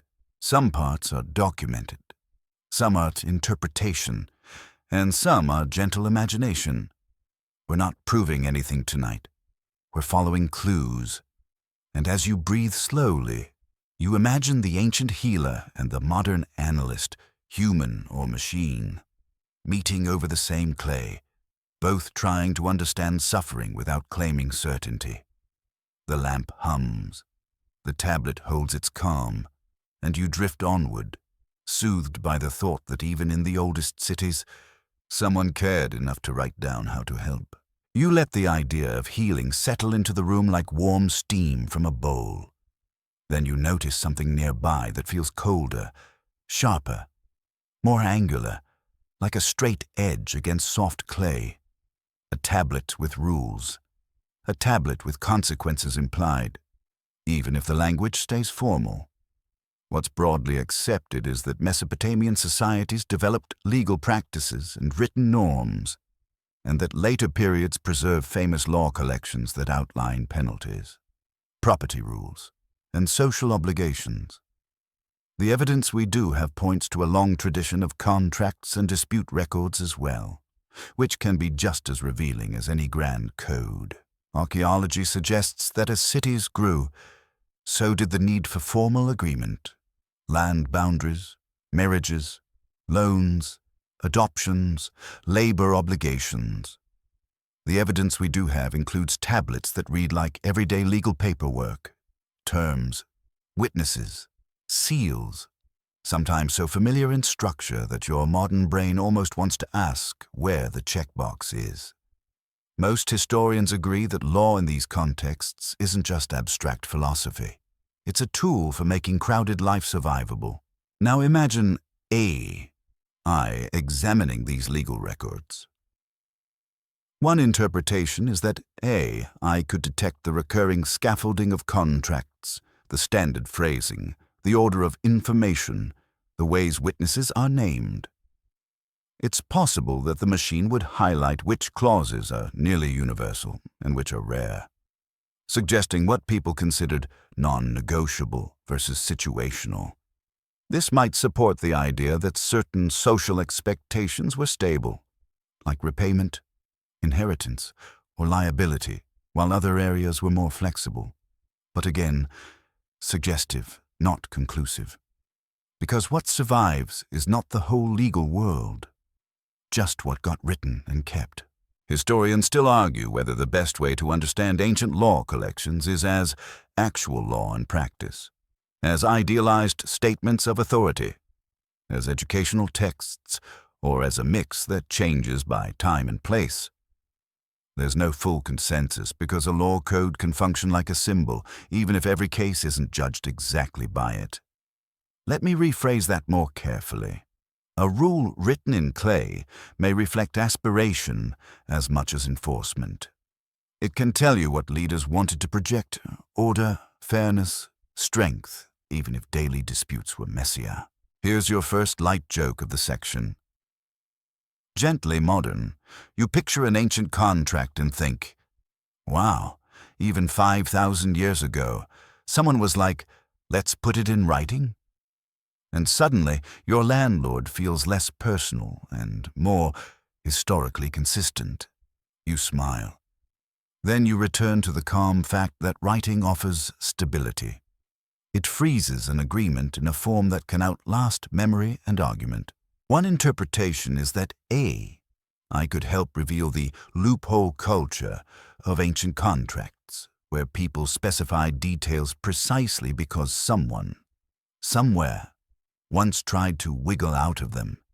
It might detect that certain clauses appear more often when land is involved, or when family arrangements are complicated, or when loans are risky. This raises the possibility that contracts are not only legal documents, but records of social trust under strain. But you keep it cautious. A clause's presence might reflect standard template use, not necessarily conflict. That's a possibility, not a certainty. Most historians agree that witness lists and seal impressions are common in legal documents, and archaeology suggests seals served as identity markers and symbols of authority.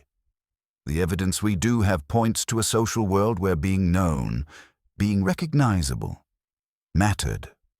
One interpretation is that AI could map networks of witnesses who appears together, which individuals serve as recurring witnesses, and which institutions anchor the trust network. It's possible that this could reveal community structures, professional witness circles, neighborhood elites, temple officials, without the AI needing to understand the social dynamics the way you do. Now you lean into the quiet complexity of fairness. A careful reading might suggest that legal texts express social hierarchies as much as moral ideals. Some rules differentiate penalties by status, gender, or role. But you don't rush to modern judgments. You let the past be itself. The evidence we do have points to stratified societies, and it's possible that written rules both protected and constrained different groups in different ways. If the evidence is thin, we'll say so. If it's clear in some areas and unclear in others, we'll keep that distinction. Historians still argue whether certain legal terms should be translated with modern words like slave, free, or citizen, because those labels can carry assumptions that don't match the ancient categories. There's no full consensus because language, again, slips. Let me rephrase that more carefully. Translating law is not only translating words, it's translating a worldview. I might help by showing how a term is used across many documents, its neighbors, its contexts, which can support interpretations about meaning.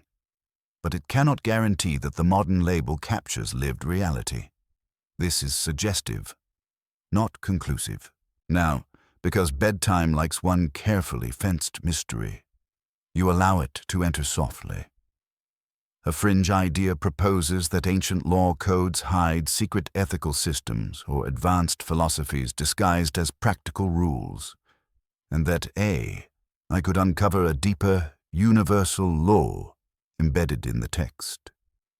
This theory isn't widely accepted, and the evidence usually points to law collections reflecting particular societies rather than universal, timeless designs. A more cautious explanation could be that law texts do reveal values, property, family continuity, authority, restitution, because any legal system embodies priorities. If we treat it as a possibility rather than a conclusion, the deeper question becomes gentler. What did these societies think order should look like? And how did they persuade people to accept it? Second light joke. You imagine an by reading an ancient penalty clause and asking, "Are you sure you want to apply this consequence?" This action cannot be undone, like a modern software warning. Then you remember. The past didn't have pop-up confirmations. It had community pressure, authority, and the weight of tradition. The lamp feels warmer in response, as if to soften the edges. One interpretation is that I could also detect change over time, how contract formulas evolve, how witness lists shift, how penalties or compensations vary by era. This might support the idea that legal practice responded to political and economic change. It's possible that after periods of upheaval, certain clauses become more common, reflecting heightened concern about property security or debt. But you keep your caution.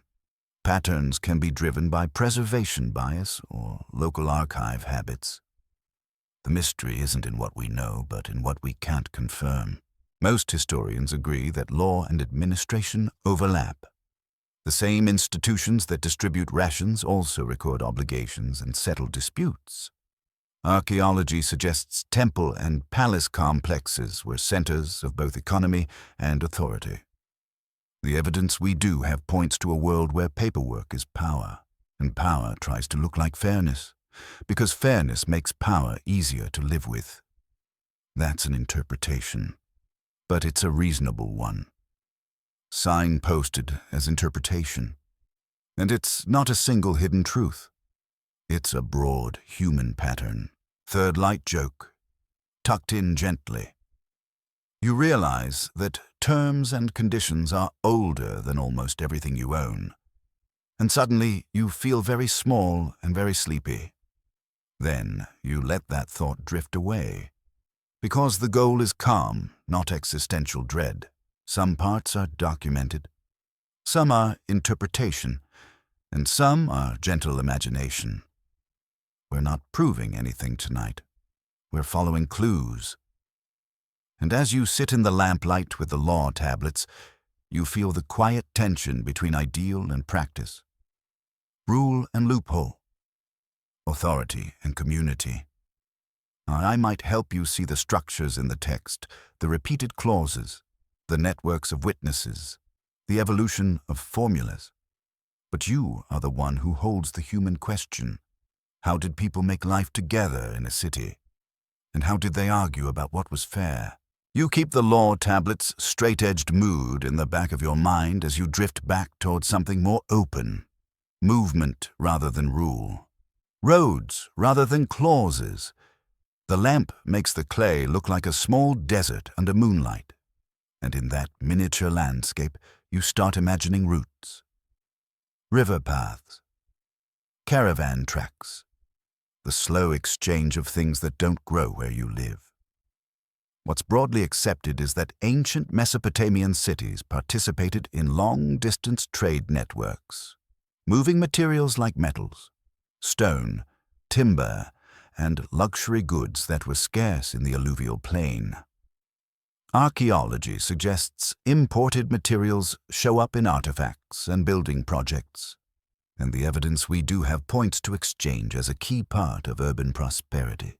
Now imagine I examining Sumerian records with this trading world in mind. One interpretation is that I could reveal a network map of commerce by tracking how certain goods, place names, and merchant titles co-occur across documents. It's possible that the machine would notice that copper deliveries cluster with particular institutions, or that certain foreign-sounding names appear alongside specific commodities. And in a cinematic what-if mood, you imagine caravans as glowing threads stretching across the dark landscape, each tablet a tiny knot where a thread touches the city. Most historians agree that the alluvial heartland lacked certain raw materials, making exchange essential. The evidence we do have points to materials like copper, lapis lazuli, and timber being valued and moved across distances, even if specific routes and intermediaries can be debated. A careful reading might suggest that trade wasn't only private business in a modern sense. It could involve temples, palaces, and state-like institutions organizing procurement. That's an interpretation, not a certainty, because evidence varies by period and archive. Historians still argue whether early, long-distance exchange was driven mainly by institutional demand, temples and palaces seeking resources, or by merchant entrepreneurship operating with relative independence, or by an evolving blend of both. There's no full consensus because the same tablet can be read through different lenses. Is a named individual a private merchant, an institutional agent, or something in between? If the evidence is thin, we'll say so. If the evidence is mixed, we'll let it remain mixed. This is where AI's strength can be quietly impressive. One interpretation is that I could detect patterns in naming and accounting that hint at roles. If a certain person's name appears across different archives with many different commodities, that might support the idea that they were a mobile trader. If another name appears only within one institution's documents, that could suggest a more internal role. But let me rephrase that more carefully. Names can repeat across families. Archives can be incomplete, and absence of evidence is not evidence of absence. So these patterns raise possibilities rather than delivering certainty. Here's your first light joke of the section. You imagine an ancient merchant's sales pitch as premium copper, ethically sourced from somewhere far away. Trust me.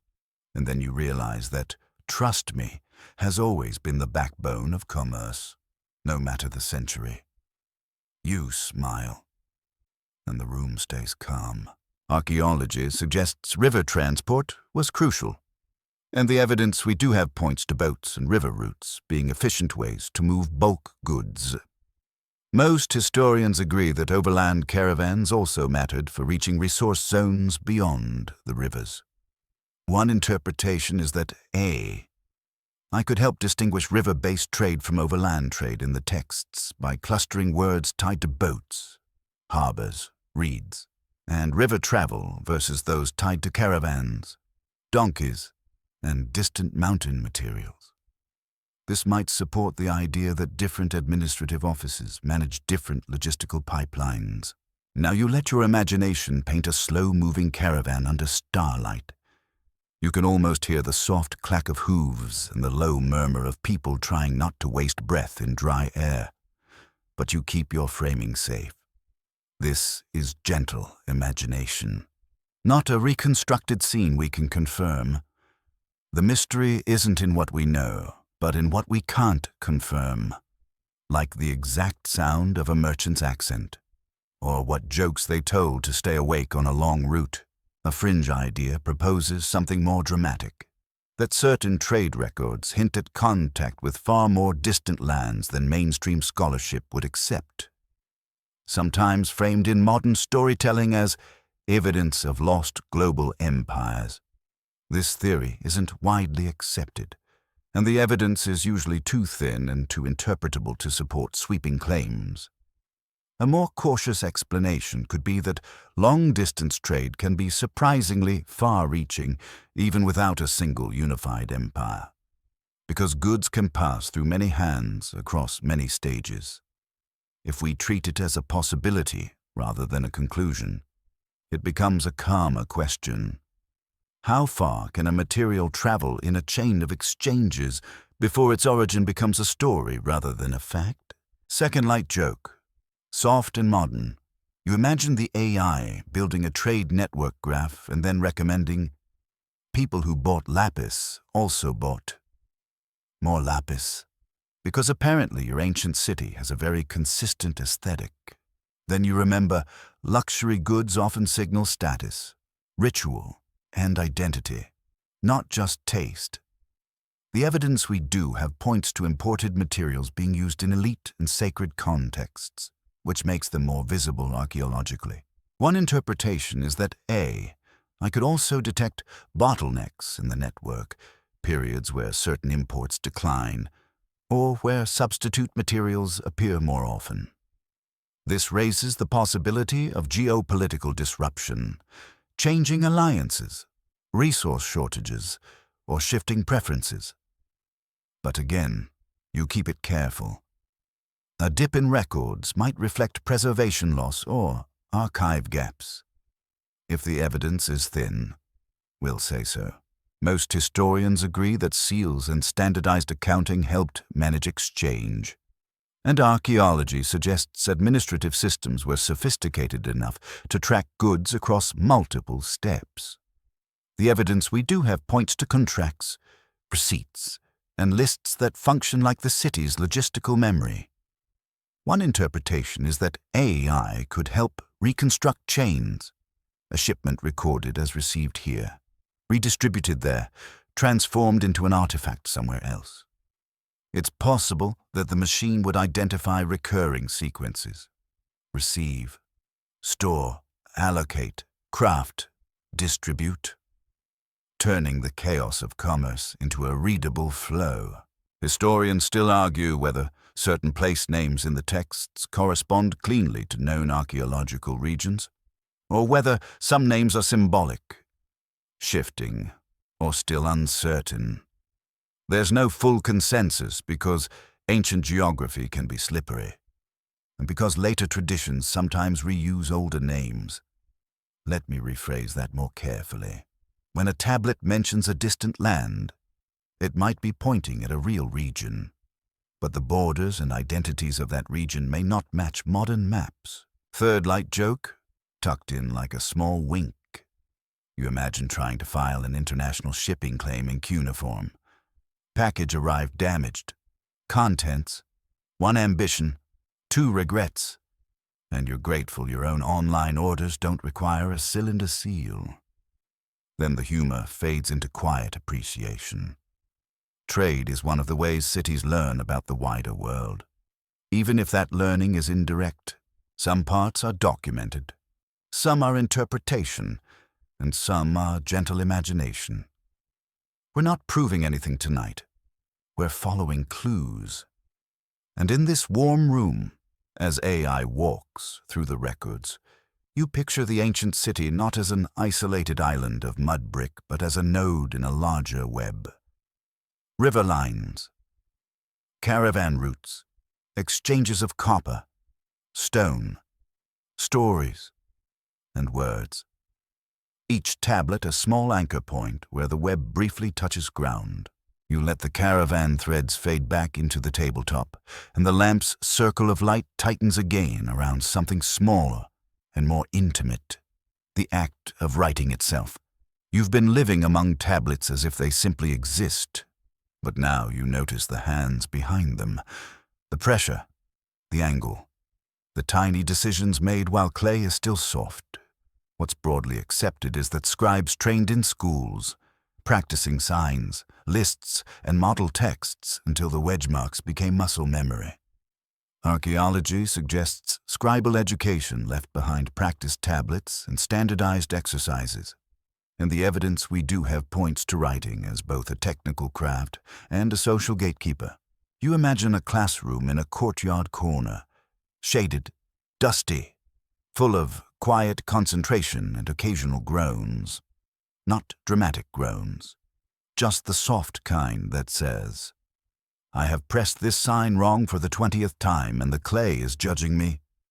Most historians agree that scribal literacy was specialized and that those who could write often held significant administrative and cultural roles. The evidence we do have points to scribes being crucial in temples, palaces, and offices, and to schooling as a way of reproducing not just skills, but traditions. Now, imagine a eye examining scribal work the way you might examine handwriting.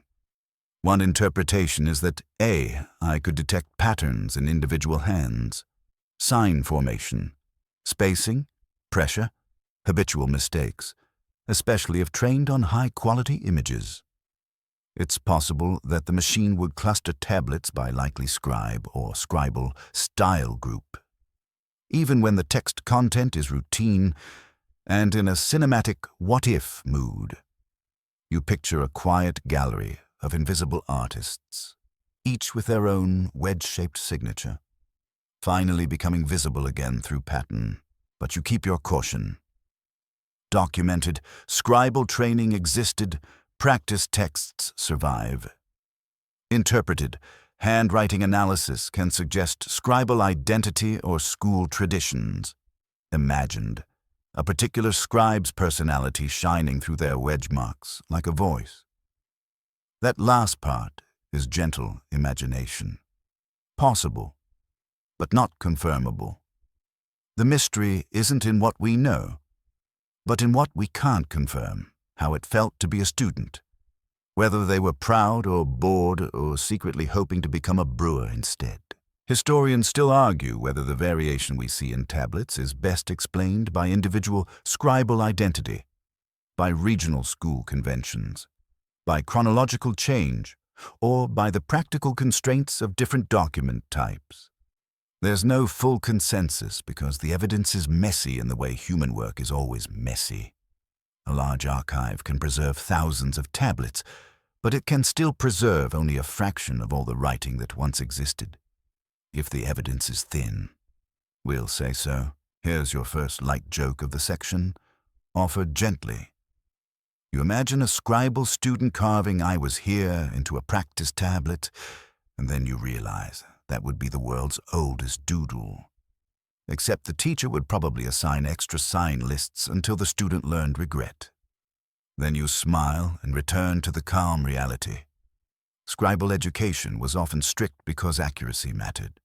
A single misplaced wedge could change a number, a name, or an obligation. One interpretation is that I could help identify copying lineages if a literary text exists in multiple versions. I might compare phrasing and sign choices to infer which copies are more closely related. This raises the possibility of reconstructing how texts travel through schools and across cities. But you keep it careful. Related doesn't mean older automatically, and older doesn't mean truer. This is suggestive, not conclusive. Archaeology suggests that many tablets were stored in archives, sometimes organized in ways that reflect administrative practice. The evidence we do have points to rooms full of tablets, shelves, baskets, bundles, an ancient data center that runs on clay. One interpretation is that I could help reassemble dispersed archives by matching handwriting, sealing patterns, and textual templates, even when excavation contexts are complicated. It's possible that the machine would spot that a set of tablets in different museum collections share a scribal hand, suggesting they once sat side by side.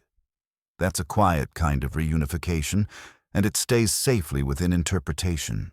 Now you allow one quirky, clearly framed rumor to drift in. A popular rumor claims that scribes intentionally embedded hidden messages in the shapes of signs, tiny visual Easter eggs meant only for other scribes. This theory isn't widely accepted, and the evidence is usually too thin to support more than playful speculation. A more cautious explanation could be that scribes did develop stylistic flourishes and personal habits, and those habits might look like hidden meaning to modern eyes. If we treat it as a possibility rather than a conclusion, it becomes a bedtime-friendly thought. Even in disciplined work, humans leave fingerprints, second-like joke. You imagine the AI becoming a very stern teacher, circling wedge marks in red and writing, "See me after class." And you feel sympathy for an ancient student who doesn't even know what class is in English, but somehow still feels dread. Then you remember the gentler truth. I can point at patterns, but it cannot replace the human reading of context, purpose, and culture. Most historians agree that scribal schools preserved not only administrative skills, but also literature and tradition. The evidence we do have points to the copying of hymns, proverbs, and epic narratives alongside practical documents. One interpretation is that I could detect which texts were most frequently copied and in what combinations, potentially revealing a curriculum, what students learned first, what they learned later, what texts were considered essential. This raises the possibility that the schoolroom shaped cultural memory as much as the temple did. But again, careful. Frequency in surviving tablets reflects preservation and excavation, not the entire educational landscape. Historians still argue whether the primary purpose of copying literature in scribal contexts was training, cultural preservation, entertainment, or political ideology, or some blend that changed by place and time. There's no full consensus because a single text can serve many functions. Let me rephrase that more carefully. A hymn can be a lesson in grammar, a ritual script, and a cultural anchor all at once. One interpretation is that I could also highlight the gap between school Sumerian and office Sumerian, showing where students practiced idealized forms that differ from everyday administrative shorthand. This might support the idea that scribal identity included mastery of registers, formal, archaic, practical.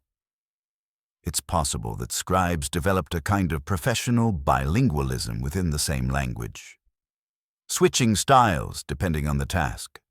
Again, suggestive, not conclusive, but plausible, third-like jokes tucked in softly. You imagine a scribe complaining, "My wrist hurts," and someone replying, "Just wait until you're older." And you realize that's the oldest conversation on Earth. Regardless of whether the wrist pain comes from a reed stylus or a mouse, then you let that shared humanity soothe you instead of waking you. Some parts are documented, some are interpretation, and some are gentle imagination. We'll keep the solid ground separate from the mist. And as you sit with the idea of scribal fingerprints, literal and stylistic, you feel how AI might help bring those hands into focus without pretending to resurrect personalities with certainty. It's enough to see the craft, the careful wedge, the practiced line, the quiet labor of learning. The lamp stays warm, the clay stays patient, and you drift onward, carried by the soft sound of writing that never needed ink to become permanent. You keep listening to the soft scratch of a reed stylus that isn't really there, and you keep watching the lamp's glow pool on clay. After schools and contracts and trade routes, your mind drifts toward the texts that feel less like paperwork and more like night stories. Stories that carry figures who aren't quite human, or at least aren't meant to be read like ordinary people. The wedge marks look the same, but the mood changes.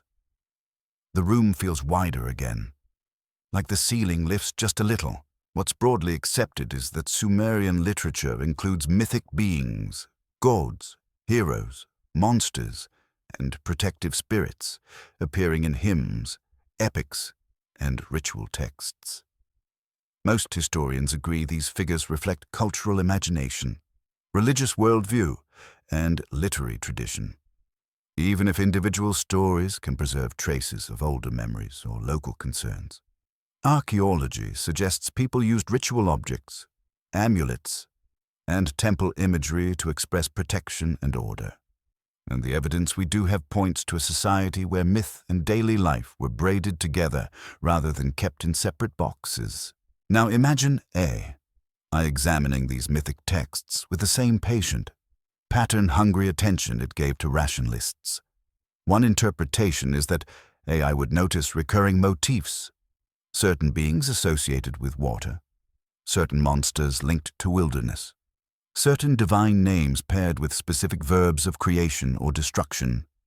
It's possible that the machine would cluster stories by shared narrative, grammar, the hero's journey pattern, the divine council scene, the ritual formula that opens a protective incantation, and in a cinematic what-if mood, you picture the AI lifting mist from a landscape, revealing the outline of repeated story shapes beneath the surface, but you keep the truth ladder steady.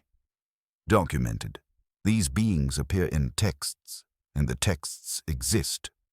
Interpreted, recurring motifs can suggest shared traditions, social anxieties, or symbolic functions. Imagined, a scribe leaning in, voice hushed, feeling a thrill as they pressed the name of a powerful being into clay. That last part is gentle imagination. Possible, not confirmed. And we say so. Historians still argue whether certain mythic narratives encode reflections of historical events, like political shifts, environmental stress, or social conflict, or whether they should be read primarily as symbolic and ritual literature with no direct event behind them. There's no full consensus. And that's okay, because myth doesn't have to be a newspaper to be meaningful. Let me rephrase that more carefully. A story can be rooted in lived experience without being a literal transcript of it. Here's your first light joke of the section, offered softly so the monsters don't get offended. You imagine an AI trying to label a mythic creature like it's doing customer support. Hello. Yes, I see you've reported a lion-headed storm demon. Have you tried offering bread and calming down? Then you smile and remember, the point isn't to flatten the past into comedy. It's to keep the mood gentle and the curiosity awake. Most historians agree that protective rituals often involved naming threats, whether conceived as illness, misfortune, or malevolent forces, and then countering them with words, gestures, and sacred authority. The evidence we do have points to incantations and ritual instructions in later Mesopotamian corpora, and it's possible that earlier roots for protective storytelling exist in Sumerian traditions as well, though the timeline and transmission can be complex. A careful reading might suggest that naming a threat is a way to make it manageable. In a city where uncertainty is constant, floods, sickness, debt, politics, myth can become a language of control. Now, eyes roll stays practical if you keep it grounded. One interpretation is that I could compare multiple versions of a myth or incantation, flagging where a phrase changes or where a figure's role shifts. It's possible the machine would reveal that a being who is a protector in one text becomes an adversary in another, depending on context. This raises the possibility that mythic figures are not fixed characters like in modern franchises, but flexible symbols used for different purposes. This is suggestive, not conclusive, because surviving texts are uneven and scribal traditions vary. You also notice how easy it is, late at night, to treat mythic beings like literal reports. The lamp makes the wedges look so certain, the clay looks so confident, but language can be confident about metaphor too. The evidence we do have points to literary artistry, wordplay, repetition, dramatic structure, and that artistry can create the feeling of this happened even when the goal is symbolic meaning. Now you step into the clearly labeled fringe corner because you promised mystery without misleading. A fringe idea proposes that some Sumerian mythic beings, divine visitors, powerful hybrids, sky-associated figures, should be read as descriptions of non-human entities interacting with humans, sometimes framed in modern pop culture as ancient astronauts or forgotten advanced visitors. This theory isn't widely accepted, and it often leans on selective reading and modern assumptions projected backward. If we treat it as a possibility rather than a conclusion, the calmer question becomes, why do so many cultures imagine beings from the sky, the sea, the underworld? A more cautious explanation could be that humans use the unknown as a canvas, and the biggest unknowns are above, below, and beyond the horizon. Second light joke. Because your sleepy brain needs a small cushion, you imagine the AI reading a divine descent scene and immediately asking, "Do you have a clear photograph of the entity?" And the scribe replying, "Friend, I have clay." Then you remember that even today, humans can't resist turning mystery into a debate about evidence quality. And that's oddly comforting. Our habits are persistent. Most historians agree that mythic texts often serve social functions, legitimizing kings, explaining rituals, modeling moral behavior, or expressing community identity. The evidence we do have points to stories being performed, copied, and preserved because they mattered. One interpretation is that AI could map which beings appear most often in certain contexts. Temple hymns versus heroic epics versus protective incantations, and that might support the idea that different institutions favor different symbolic toolkits. But again, careful. Frequency reflects survival and copying practices, not necessarily popularity in the streets. The mystery isn't in what we know, but in what we can't confirm, like which story a child asked to hear twice. You let your attention rest on a recurring motif you've carried through the whole night. The small object, the small sound, the small mark, the lamp, the stylus, the seal, the fingerprint. In mythic texts, the small often becomes the gateway to the huge.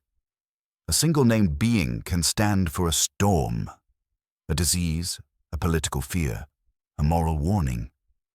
One interpretation is that AI could detect how these symbols cluster around certain themes: chaos, order, fertility, justice, without insisting the symbols describe literal creatures. That's the safest kind of mystery, pattern without proclamation. Historians still argue whether later interpretations of these myths, by other ancient cultures, by modern readers, by religious traditions, have changed the way we imagine the original Sumerian meanings. There's no full consensus because stories are living things. They mutate as they travel. Let me rephrase that more carefully. The text on the tablet is stable. But the meaning in a listener's mind is not. I can help you compare texts, but it can't freeze meaning. And maybe that's fine. Maybe meaning is supposed to breathe. Now, because you asked for a quirky tidbit each section, you let one more float in gently. A popular rumor claims that if AI reads enough myths, it will find one master story that reveals a single hidden truth behind all religions. This theory isn't widely accepted, and it's usually more desire than evidence. A more cautious explanation could be that humans reuse narrative patterns because those patterns work. Heroes, floods, divine counsels, journeys, tests, returns. If we treat it as a possibility rather than a conclusion, the master story is less a secret and more a shared human toolkit for making sense of life. Third light joke. Soft as a whisper. You imagine an AI trying to optimize the myth for engagement and suggesting, add more plot twists, and the ancient scribe replying, I already added a dragon, what do you want from me? Then you let the joke dissolve into the warm quiet again. Some parts are documented, some are interpretation, and some are gentle imagination. We'll keep the solid ground separate from the mist. And as you sit with these strange beings, protectors, adversaries, divine figures, symbolic monsters, you let them remain what the evidence most safely suggests they are. Story forms that carry fears and hopes, not proof of any single hidden reality. I might help you see the repeated shapes of those stories, the way certain figures gather around certain themes. But you are the one who decides how gently to hold the mystery, like a lamp held low, lighting the path, without claiming it turns night into day. You're still in the same room, with the same lamp, with the same smell of clay and old dust that somehow feels like a lullaby now. After the myths and the strange beings, the archive settles back into its full shape. Not only stories, not only lists, but a whole civilization trying to stay coherent day after day. The AI you've been imagining, quiet, patient, pattern-minded, doesn't replace that civilization. It simply offers another angle of seeing. Like tilting a tablet so the wedges catch the light differently. What's broadly accepted is that Sumerian record, taken together with archaeology, show a society of early cities with complex administration, rich religious life, evolving languages, far-reaching exchange, and enduring storytelling. The evidence we do have points to a world that was both practical and poetic, and to writing as the thread that tied those halves together. One interpretation is that AI, when applied carefully, might help reveal the weave, showing you which patterns repeat across thousands of documents, where the weave tightens into standardization and where it loosens into variation and local voice. And in a gentle, cinematic what if, you imagine the I and you sitting side by side at the table, not as rivals, but as two different kinds of attention, both listening to the same ancient hush. Historians still argue whether our modern questions about economy, state, religion, science, literature, distort the intent of the original texts by forcing them into categories that didn't exist in quite the same way. There's no full consensus, because every act of interpretation carries the interpreter's fingerprints. Let me rephrase that more carefully. Even when you are being respectful, you're still translating the past into the present, and translation always bends something. This is where I can help, and also where it can mislead if you're not careful. One interpretation is that I can reveal patterns you might not notice, recurring phrases across distant archives, subtle shifts in formula over time, clusters of names and commodities that suggest hidden routines. It's possible that AI would highlight anomalies too, rare words, unexpected combinations, sudden gaps that prompt new human questions. This might support the idea that there are still discoverable structures in the archive, but we keep the safety rails on. Patterns are not conclusions. They are invitations to interpret. This is suggestive, not conclusive. Here's your first light joke of the section, because you deserve one before the night winds down. You imagine the AI producing a weekly summary of Sumerian life. Top trends: barley, more barley, temple offerings, and one guy named Lugal something showing up everywhere. And you realize that in some ways, ancient and modern lives both revolve around repeating necessities. You smile, and the lamp stays warm. Most historians agree that archaeology and text together are stronger than either alone. Tablets give names and transactions. Excavation gives context, layers, buildings, tools. The evidence we do have points to a partnership between material traces and written traces. One interpretation is that AI could help strengthen that partnership by connecting datasets, linking tablet clusters to specific find spots, linking commodity changes to building phases, linking named officials to known institutional centers. It's possible that such work could refine timelines and clarify how institutions operated. But again, you keep it cautious. Excavation records can be incomplete, collections can be dispersed, and context can be lost. If the evidence is thin, we'll say so. Now, you let yourself stand back and see the whole truth ladder laid out like a gentle staircase. Documented. Tablets exist. Cities existed. Scribes wrote. Institutions managed resources. Myths were told. Interpreted. Patterns in text can suggest social structures. Language drift. Networks of trade. Institutional priorities. Imagined the sensation of walking through a Sumerian street at dawn with the smell of bread and river air. Hearing a scribe inside a doorway, pressing wedges while a child giggles outside.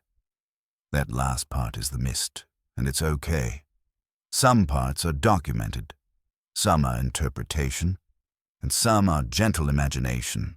A fringe idea proposes that I will eventually solve ancient history, reconstruct every missing line, identify every uncertain name, translate every ambiguous sign with perfect confidence, and reveal a final narrative that ends all debate. This theory isn't widely accepted because history is not a puzzle with one correct picture. A more cautious explanation could be that AI will continue to improve tools, reading damaged tablets, suggesting likely reconstructions, clustering texts, spotting scribal hands, while debates remain because humans disagree about meaning, context, and values. If we treat it as a possibility rather than a conclusion, the promise of AI isn't a final answer, it's a better conversation with the evidence. Second light joke. Softly, you imagine an AI insisting, "I have found the definitive meaning of the sign," and a tired archaeologist replying, "Congratulations. Now argue with every other specialist for the next decade." Because scholarship is a long game and nobody gets to be the last person standing. Then you breathe out, and you let the idea of debate feel like a comfort rather than a conflict, like a community of minds gathered around the same lamp. Most historians agree that the Sumerian archive is incomplete. The evidence we do have points to gaps, lost tablets, lost contexts, texts that were never written down at all. One interpretation is that AI can help illuminate the edges of those gaps by showing you where the archive thins, where themes appear abruptly, where silence becomes noticeable. But the mystery isn't in what we know, but in what we can't confirm. Sometimes the most honest answer is simply, we don't have that tablet, and we can't force it to exist. Historians still argue whether certain key narratives, like flood traditions, king lists, and myth cycles, should be approached primarily as cultural memory, political ideology, religious teaching, or literary art. There's no full consensus because they can be all of those at once. Let me rephrase that more carefully. A text can be a tool, a story, and a mirror simultaneously. I might help you chart how the text behaves, its repetitions, its variations, its neighbors in the archive, but it cannot choose which meaning matters most. That choice belongs to humans, and even humans don't always agree. Third light joke, the last one tucked in gently. You imagine the ancient scribe and the modern I both looking at you and saying, in perfect unison, "Please don't spill anything on the tablets." And you feel oddly reassured that across millennia, the most universal rule is still be careful with the fragile stuff. Now, as promised, the pacing softens, your sentences lengthen, the room grows quieter around the edges, as if the archive itself is ready to sleep. You let the lamp dim in your mind, not all at once, but gradually, as though someone is turning a wick down with patient fingers. You feel the coolness of clay without needing to touch it, and you picture the wedge marks not as information you must master, but as small, steady footprints of people who did their best to remember what they owed, what they offered, what they feared, what they hoped would endure. The evidence we do have points to a civilization that kept returning to the same materials. Mud, reed, water, grain, stone, sky, and finding new ways to shape them into order, into story, into daily life. If I examines these records, it might notice the repetition you've been noticing all night, the way the same kinds of lines return, the way the same names echo, the way the same motifs drift from ledger to hymn to myth and back again. It's possible that I can help you see the weave with clearer eyes, while you keep the solid ground separate from the mist, and keep the mist gentle enough that it feels like fog over a river at dawn. Not a storm you have to outrun.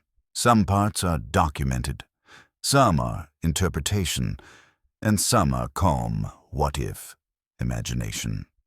And you don't have to force them into one shape before you sleep. You can let the open questions remain open. You can let the debates remain debates. You can let the ancient voices remain quiet, not because they are gone, but because you are finally listening in a softer way, less like a judge, more like a guest. And as you breathe, slow and even, you picture one last scene, the lamp on the table, the tablets stacked like small sleeping bricks, the reed stylus laid down beside them, and somewhere beyond the walls, the river moving in the dark, patient and unbothered. The AI's glow is only a faint reflection now, like moonlight on clay, and your own attention becomes the gentlest light of all. End of script. Sweet dreams.